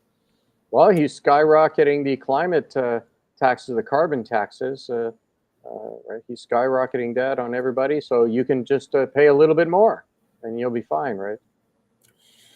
I'm sure everything will be fine. This is near and dear to my heart because I thought I was going to sign up for this. They keep playing this back and forth. Boy, I don't know if you guys are familiar with this, but the Enforcement of Corporate Transparency Act, requiring U.S. companies to report beneficial ownership information, has been temporarily halted. They just put it back in like on Monday, and this thing's been going back and forth. The Financial Crimes Enforcement Network, FICEN, announced it will not impose fines and penalties until new deadlines are established, with the interim rule expected by March 21st, 2025. So in 3 weeks, this pause is enforcement. This pause in enforcement comes amidst ongoing legal challenges regarding the CTA's implementation. And so it's this ridiculous thing. They want small business owners to go give the government, this government agency, DOGE needs to end it. The Corporate Transparency Act, enforced by the Financial Crimes Enforcement Network, that needs to be ended. Here it is for everybody to see. And they keep threatening small businesses to either sign up, give them all your financial information, or we're going to hit you with fines. And so this is what it is right here. And now, I guess, according to this report, it's back on the pause again. And so it's been on and off again for like, I don't know, 3, 4, 5 times. And so I guess, do your own research. I don't like that either. Do your own research very about little. it. They do very little enforcement as it is, and that benefits these scammers. It benefits these large multinational corporations. They are not required to report, but small businesses are, and so it's undue administrative burden on small businesses, and it's completely ridiculous, with the government using coercion, threats of fines if you don't comply, on again, off again. So we're tracking that, I guess, to the deadline of March 21st. But it's off again now, allegedly. But it's like I say, you got to watch this close, because it's on again, off again, on again, off again. Yeah. And don't get caught with your pants down and not reporting, or they will hit you with like $10,000 fine. And so we got to watch that one close for small businesses. Okay, moving on here. U.S. GDP forecast to contract in Q1 of 2025 by the Atlanta Fed. The Atlanta Federal Reserve GDP Now model has been revised. It has revised its first quarter GDP, gross national product, growth estimate for 2025 to negative 1.5%. And so we do appreciate the Fed helping us stimulate the economy with bad economic modeling forecasts, directly undermining American economy. Well, skyrocketing those interest rates, getting those interest rates up, and this is where they've successfully subverted all of the conservatives. So here's the graph of it, and so you can see very optimistic economic outlook for the gross domestic product of America by the Atlanta Fed, as they estimate it's going to fall off a cliff here. Yeah, I think that's a retaliatory attack on the Trump administration by those people at the Atlanta, Georgia, which is a job of the, so as we just saw, the Democrats there, they control all of this, and they control the Atlanta Fed, Stacey Abrams, and these corrupt scum over there. So Trump is in, so they're showing that, okay, we forecast that the economy is going to collapse. Let's put out this horrible report so that we can slam Trump, right? And then it says under the unusual Wales post there, 4 weeks ago, before Trump was put into office, the inauguration, it was plus 3.9%. But of course, the Atlanta Fed is retaliating and then saying this. And what causes the economic downfall is the contraction of the money supply, less money available for small businesses, less money available, less money printed to supply American manufacturing, American innovation, funding and finance, the funding and finance to startups and innovators and innovation and new technology companies and infrastructure. So the conservatives have been frauded and subverted against themselves to fight literally against an increasing money supply and a growing economy, which you need to print money in order for that to happen. And as soon as you stop printing, as soon as you stop increasing the money supply, the financing supply, the investment supply, then of course the economy is going to contract. So, and that's when they raise interest rates, which they were trying everything they could to convince everyone to support raising interest rates to make your because gee, didn't you want your mortgage to be more expensive? Didn't you want higher payments on your mortgage and on your car loans so that now you can't afford your groceries, right? I do.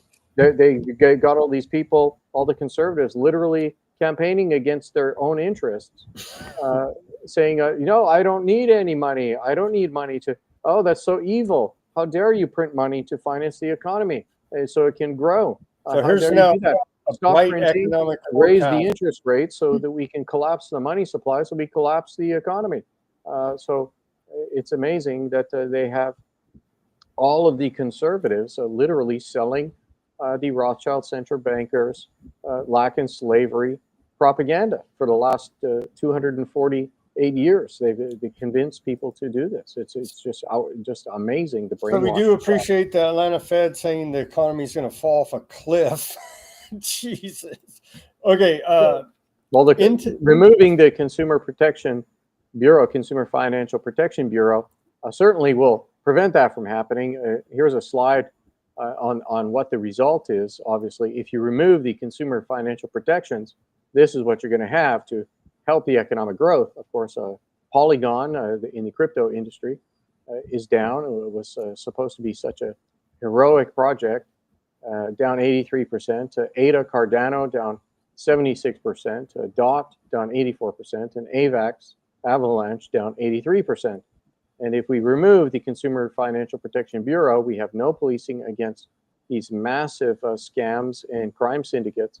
If we remove the regulations like FinCEN, etc., so they frame this and these criminal cartels, they don't want to have anyone looking into their business. They want it all hidden. They want it all private. They want it all in secrecy, right? And most of this is run by these same people that DOGE is cutting, the USAID and all these intelligence agency criminals. That's who's running the crypto industry. That's who's running all of these rugs and this massive fraud, right? Doing all this. It's Silicon Valley. It's all of the coders. It's not mechanics. It's not engineers. It's not your construction workers. It's not your truck drivers running these massive cybercrime rings doing this. So what we need to have FinCEN doing actually way more than they actually do is actually what we need. I don't like regulations either. I'm building in Cambodia because there's no regulations here. I'm all for removing regulations, but we have to protect the consumer from these criminals. And FinCEN was like a tiny little backstop, though they needed to do more. And they do provide more information and policing. They do than what you would otherwise have. Now that's all going to be in the dark and no fines on these criminals. I mean, that's outrageous. They barely would ever fine anybody, and they would have to break some law and really be worthy of a fine for them to fine anybody. They were not doing anywhere near enough. And now for these two agencies to be gone, and of course, and it's these RICO criminals, right? Bill Gates and Sam Abomination Altman and Reid Hoffman and all of these guys at the big corporations. They are the companies and the people that are funding all of this to remove all these consumer protections, so the American consumer can be frauded endlessly by these people and their partners and whatnot. The guys like Howard Lutnick and right who are now going to be running the sovereign wealth fund, for Christ's sake. I mean, it's outrageous. You need to trust your MAGA influencers more, Thomas. Okay. Right, funded by the CIA. Right. Intel delays Ohio chip plant until our favorite year, 2030. Intel has announced further delays for its $28 billion chip manufacturing facility in New Albany, Ohio, originally planned to open this year, 2025. Construction for its first module is now scheduled to be completed by 2030, with operations set to begin between 2030 and 2031. The second module's construction will finish in 2031, they say, with operations starting in 2032. Intel cites business needs and market demand as reasons for these delays. One more economic report. The Skynet that we all love, and no one loves Skylink because You have to be able to upload your cat pictures to the internet from rural areas as they build the total surveillance system here for our own good, of course, and the humanity and philanthropic attitude of Elon Musk, frontman for Starlink. Starlink hits 5 million users. And so helping to expand Starlink's operations, a significant milestone has been reached. Over 5 million customers with high-speed internet across 125 countries. This expansion reflects a growth from 4.6 million customers in December. So they are growing fast. They added another 400,000 customers in 2 months to the current figure of over 5 million users. And so they're building the Skynet control system in our face. Yeah, and eventually, how long is it going to be before Musk is censoring and shutting people down and throttling their traffic and access? Right, that's what they'll be doing, no question about it. That's coming, and we'll definitely we'll need to touch on the Bitcoin situation here in the news today, on what's happening with Cantor Fitzgerald, the name of the week in my investigations. And since I've been talking about it, I've been getting hack attempts on my email accounts. Interestingly enough, no surprise to me after exposing Cantor Fitzgerald that people are trying to hack my email. Continuing here, yeah, you need to change your passwords. That's all the economic news I think we have. Okay, moving on. I've got another slide here for economic news. Okay. This one showing again the massive collapse, as I've been talking about it, that the S&P is finally going to pop and revert to its long time channel of where stocks should be priced, which is according to their profit margins, how much money they're actually making, how much cash they're actually making. And here we have another Cantor Fitzgerald rug, the Michael Saylor's micro strategy, where he was borrowing endless amounts of money and buying endless amounts of Bitcoin. And then, of course, your trusted mainstream news was featuring him all across December, January, and now February. For the last 3 months, he's been on television, every single one of the news networks, right? The Aardvarks News Media. Every five minutes, this guy's been on there.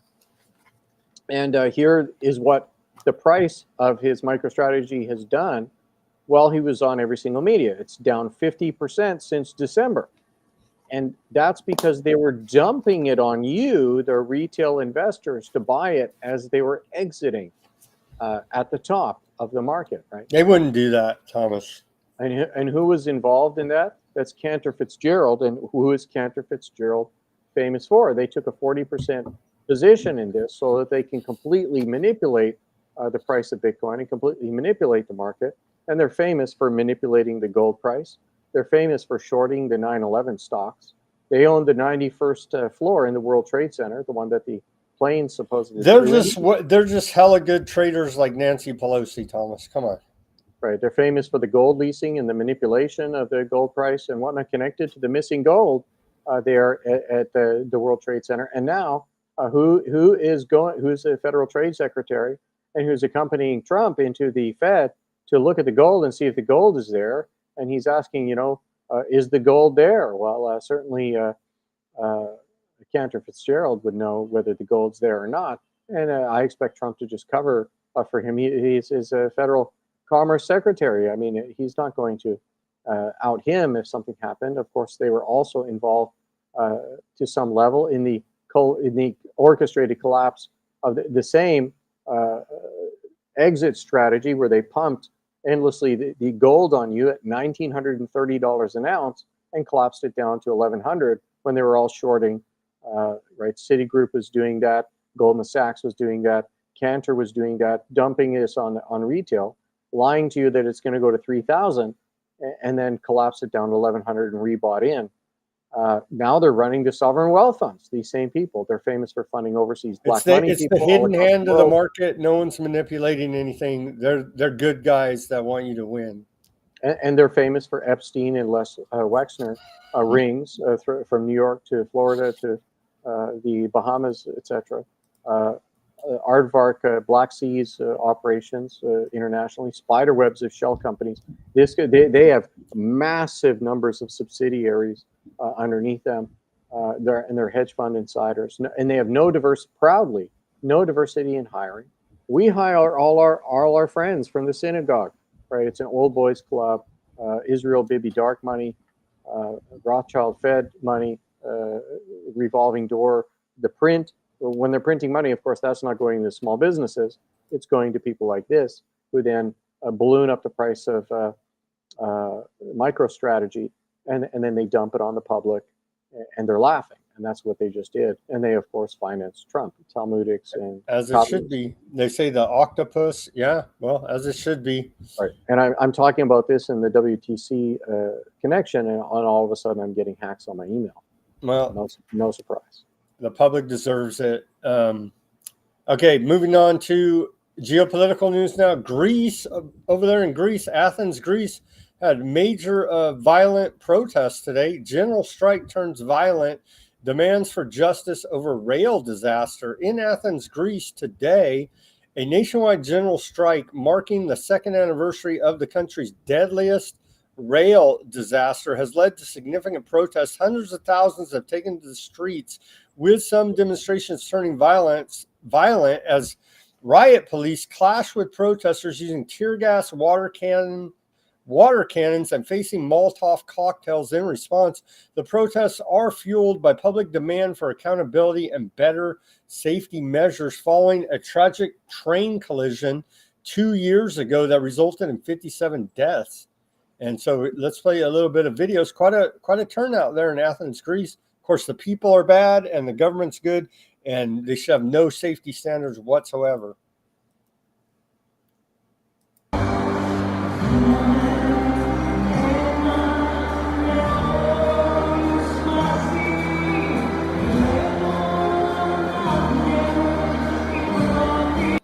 You can see there quite a turnout, and we have some more video of the actual violent clashes with the good police. And the people are bad, the police are good. Here, you can see it.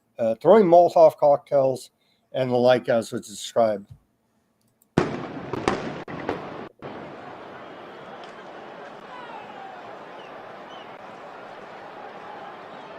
See Antifa, look at that, all in black. Probably is Antifa, huh? I think that, is that an Antifa flag? I don't know. It's hard to make out. More color revolution stuff. Soros style. It's like, where have we seen this before? Seen the same thing before. And somebody at the front, is it? I can't tell. It looks like somebody's holding an American flag, or there's one like a flying or something there. But no, the Greece flag has the oh yeah, stripes on it, but it's blue. Let's see. Here's some more up close. Here's some good footage of actually police with batons. This is high definition right here. Let's watch this short clip of riots in Athens, Greece.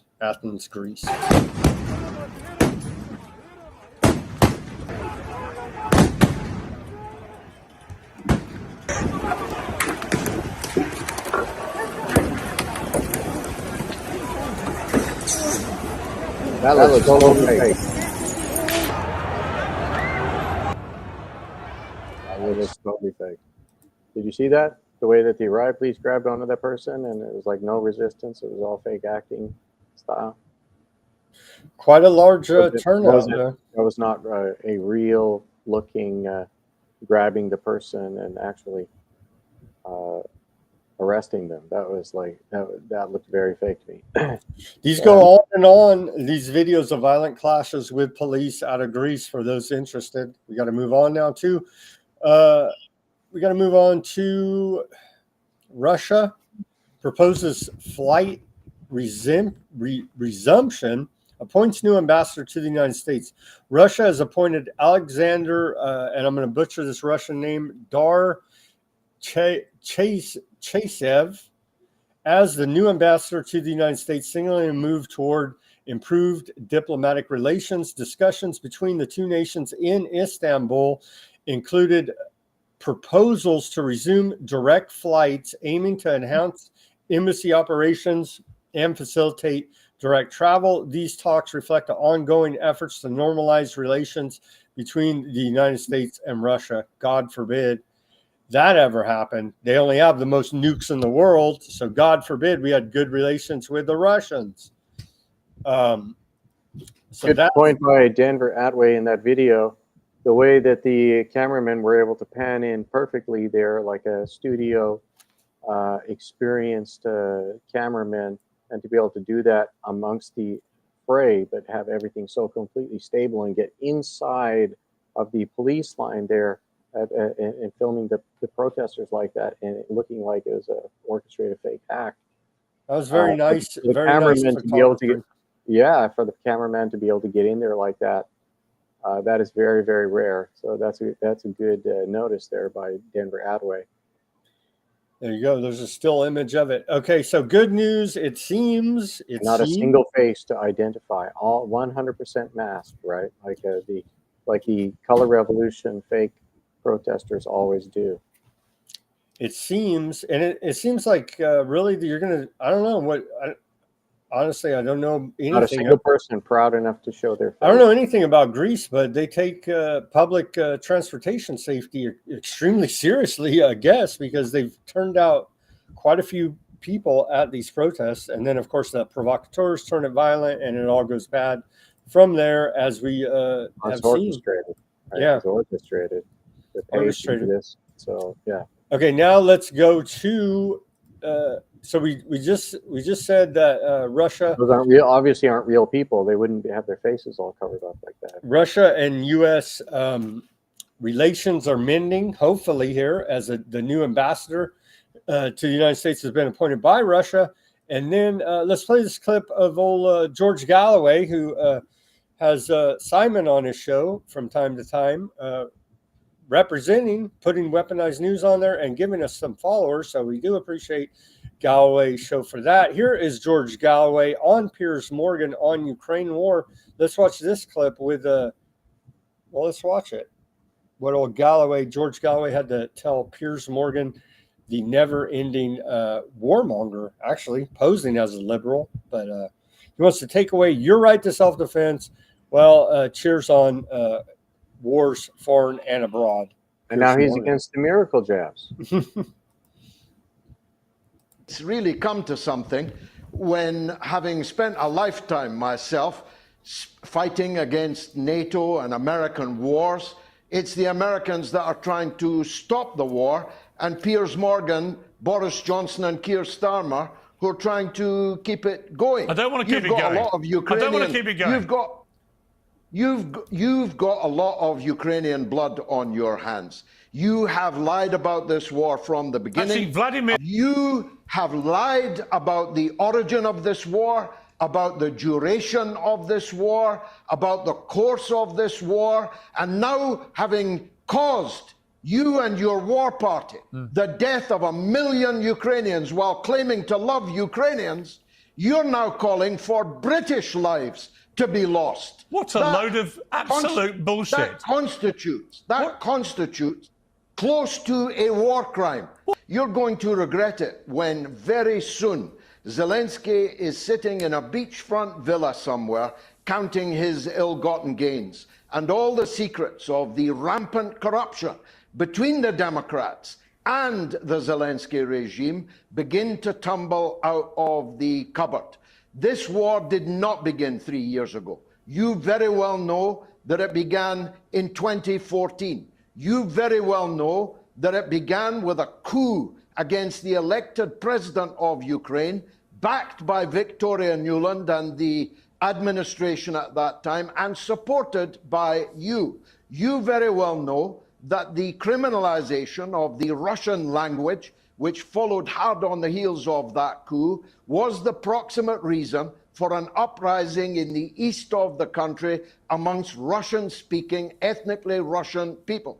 You very well know that Zelensky and his predecessor rained down shot and shell on the people of East Ukraine for 8 years before Putin intervened in 2022, and that 14,000 people, most of them women and children, were killed in that onslaught. You very well know that Zelensky was preparing for a final onslaught, a final solution. And while I'm on that subject, you're always telling us how much you love the Jews. You're supporting a regime which puts up statues to Nazi collaborators, to generals of the Galician division of the SS. You are Zelensky is Jewish, you know that, right? You know Zelensky's Jewish, right? Do you? But that's like saying there's no racism in America because Obama. So so you're calling the Jewish leader of Ukraine a Nazi? Is that your position? That's like saying there's no racism in America because Obama was briefly the president of the country. The entire western part of Ukraine played a decisive role in the mass murder of Jews and Poles and others in the Second World War. And now they are heroizing the heroes of the SS. Why doesn't Donald Trump agree with you? Because he's wrong. Well, you know, you have been up his ass all of these 2 decades. Really? You've kissed his feet. Really? You've licked his boots. You've fawned upon him. Really? You have been his super fan. And now, on this fundamental question of our age, he's entirely wrong. Everybody watching knows you are Trump's biggest ass. I like kisser. him. Everybody watching. I like knows Donald that. Trump. I know you like him. I like don't him. like him. And on You many like things, him. on many But things, on this, he's I wrong. like him. And on many things, fundamental question. let me finish. The biggest question in politics in the world today, he's got it completely wrong. No, it is little expected. Ukraine was the most corrupt country. What, more in corrupt Europe than Russia? More corrupt than Russia? It was designated by the Economist. What about Putin? By the FT. What about? He let him have it. That was a good showing there by George Galloway on Piers Morgan's show. For sure. Denver says, is it me or does Pierce sound like a gay name? It certainly does. I mean, what a strange name that they gave him. He's British and they gave him a French name. What a strange thing to do. To give him a French flag waver, white flag waver name.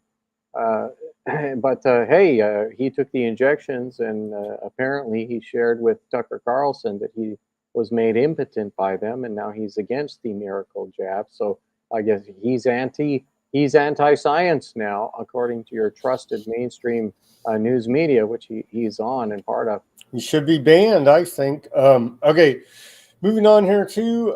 Simon wanted me to share this with our audience. He says he made this post and he shared it with me. He said, Xi calls for enhanced strategic coordination. China and Russia are true friends. Xi said he and President Putin have communicated twice this year, making overreaching plans for the development of relations and having in-depth exchanges on a series of major international issues. And here it is quoted out of the Global Times. And so, yeah, we should probably be friends with Russia and China at this point, or they're just going to gang up and wipe us out, probably, potentially. Well, yeah. And of course, China would be very friendly to them. And of course, Mao's Communist Party of China, which is Jewish Bolshevik communism, which is imported to China, is not a Chinese political, historical ideology or methodology at all. This was imported. They financed and they propped up Mao against the, they're potentially being a representative democracy, which is the direction that China was headed. And the Bolshevik Jews made sure that that did not happen and would not happen. So they propped up and financed and armed Mao, the Rockefellers, and so on, and the Rothschilds in the previous generations, etc., made sure that that would not occur. And so, of course, they're partners with them. I mean, that's who Power to the created people. the Power to PCP. the people. This article from Global Times goes on to say the relations between Russia and China have reached an unprecedented high level and do not target any third parties. So they're working very closely there, Russia and China, that we need to keep an eye on that for sure. Okay, final section of the show here as we're at 2 hours and 30 minutes already. Time flies when you're having fun. The first big story that I saw out of the AP today regarding the Aardvarks and support from the Aardvark administration, I mean Trump administration. Trump administration approves major, nearly $3 billion arms sales to Aardvark land here, as we can see in the headline from the AP.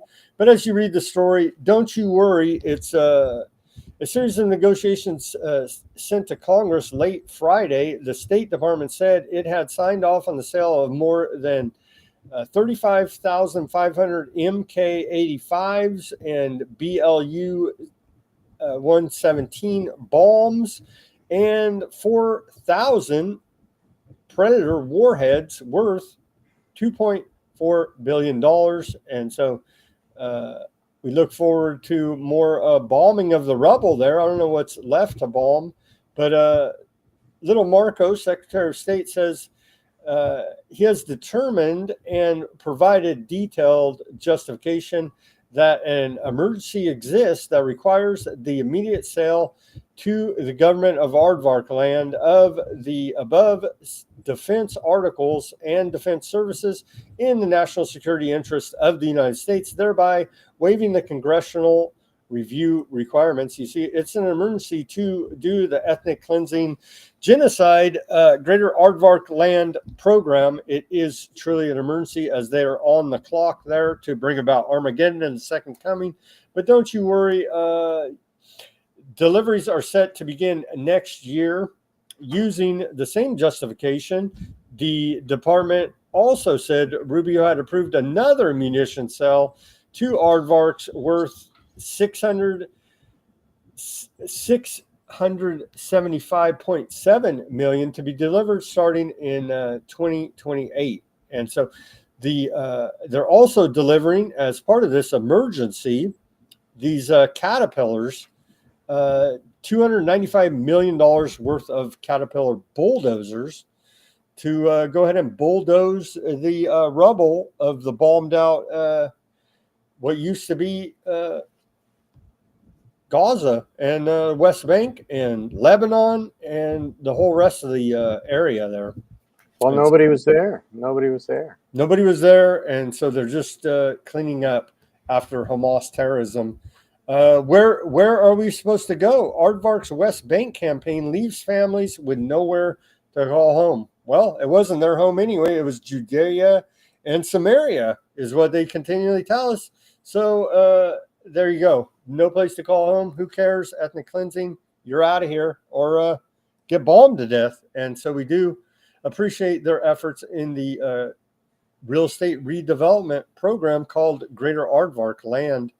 And imagine what's going to happen with your sovereign wealth fund money. We do need to have sovereign wealth funds, but now it's going to, these guys with the worst reputation in money laundering have been convicted of money laundering. Howard Lutnick, his companies, there at Cantor Fitzgerald, and they're going to be running this sovereign wealth fund. I'm sure he's going to be a great steward of public funds, Thomas. Right, okay, this is going to this is causing a conflict. So Aardvark lobbies U.S. to keep Russian bases in a weak Syria, sources say. And so how is all this? According to Reuters, Reuters out of Beirut, the Aardvark lobby in the United States lobbies the United States to keep Syria weak and decentralized, including by letting Russia keep its military bases there to counter Turkey's growing influence in the country. 4 sources familiar. See, they cited 4 sources. They don't tell you who it is, but they're familiar with it. And so it kind of makes sense. But then there's a big old conflict here because Turkey is freaking part of NATO. And so what the hell is going on? An appearance by a little cat. We got our favorite cat here. This So is fantastic. I might be able to get 1 million views on this. I love our weaponized news cat. And so here's the kitten trying to destroy the set here. Weaponized news even has Hi. our own cat. That is awesome. And so we have the cat here making an appearance, little cat, and hopefully that can increase views. Sorry to the YouTube administration. We might get flagged for showing the cat instead of promoting the murder, the wholesale killing and culling of all of the cats, because as the mainstream fraud news media said, cats cause COVID and cats carry COVID. So you should put down your cat. And Sam has been bad. He has not listened to the YouTube. I might put down my cat actually because of the bird flu. Okay, so Netanyahu's rejection of Saudi peace deal. Aardvarks Times tells us here now. They report on. All you got to do is go to Aardvark Media. They tell you the true story. While our media sits there and lies to us. It's quite amazing, actually. Haaretz, the Aardvark Times, many others as well. I'm surprised they don't get bombed. But they say here, report Netanyahu's rejection of Saudi peace deal led to Qatari cash corridor to Hamas. It's all intelligence agencies running all this. They know what they're doing. And, of course, the great peacenik Netanyahu, shadow president of the United States, knew damn well what he was doing the entire time to go ahead and let the funding go to the, quote, terrorists, which are run by said intelligence agencies of the West and Aardvarks. And so we do appreciate their total insane corruption toward genocide. UN Council censures advocate over language on Hamas. Let's watch this short report. During a UN Human Rights Council meeting, Professor Ann Bafsky, representing the Turo Institute on Human Rights and the Holocaust, was censured after attempting to address the council regarding the murder of Bibas children by Hamas. Let's watch this short clip.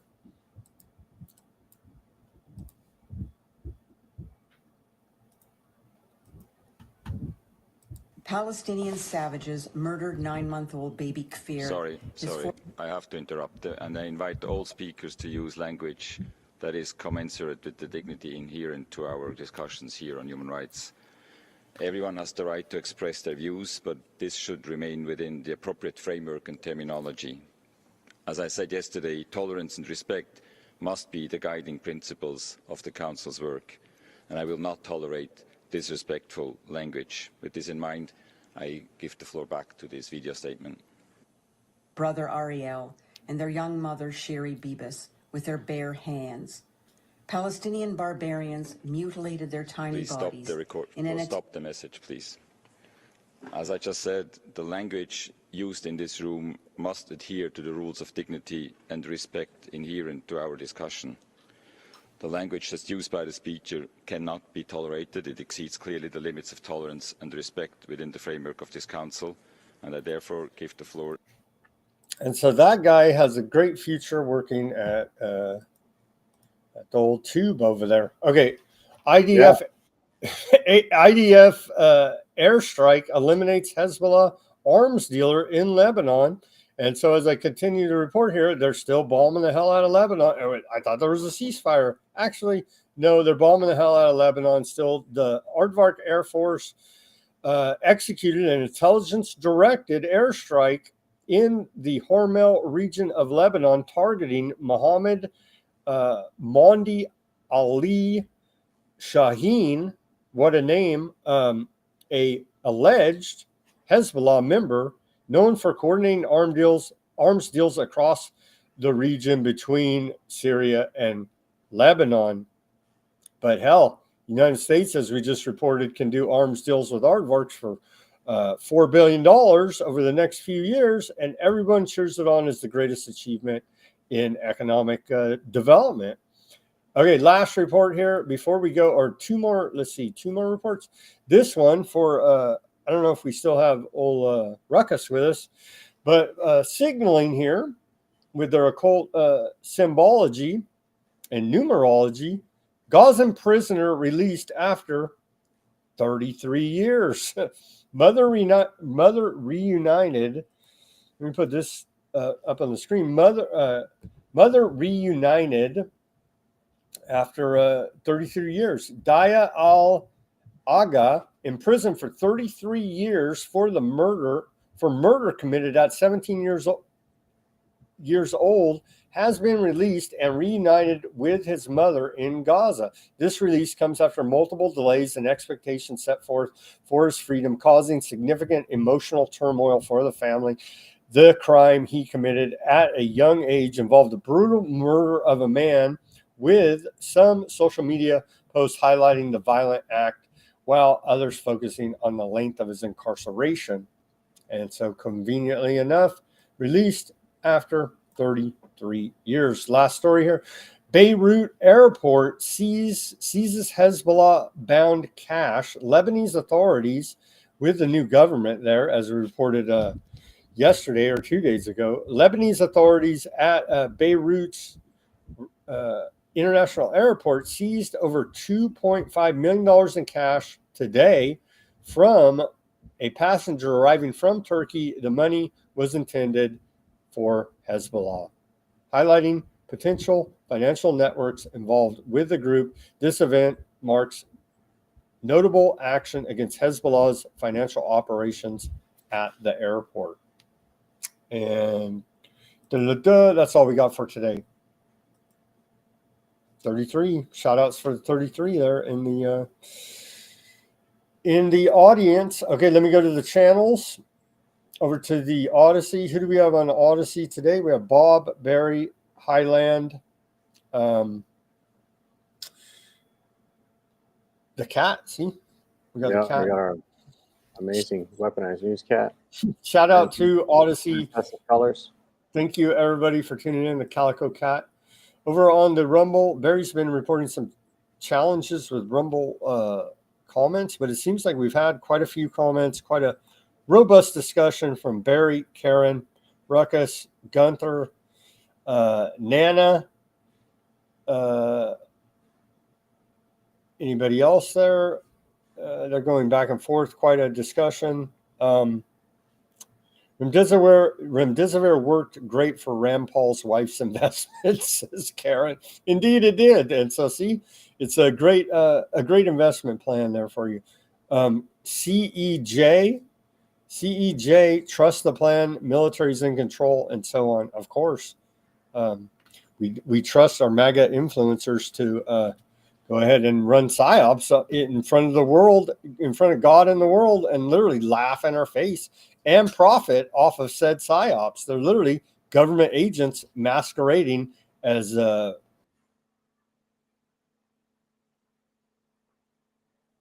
You just suddenly muted there, Sam. You went full mute all of a sudden. That's interesting. Sam Chaney's been shut down. He's been shut down and muted. So it's very interesting. We'll see what happens with the Howard Lutnick and hedge fund. Am I back?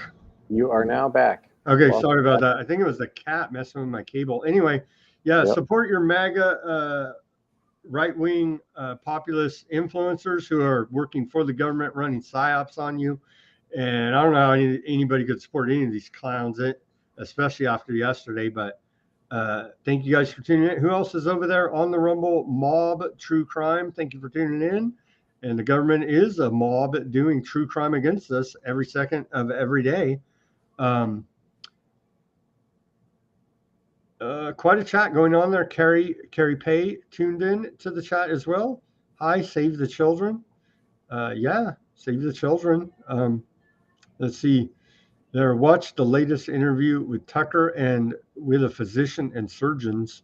Audit every bank. Terry's getting extreme over there. Wants to audit every bank.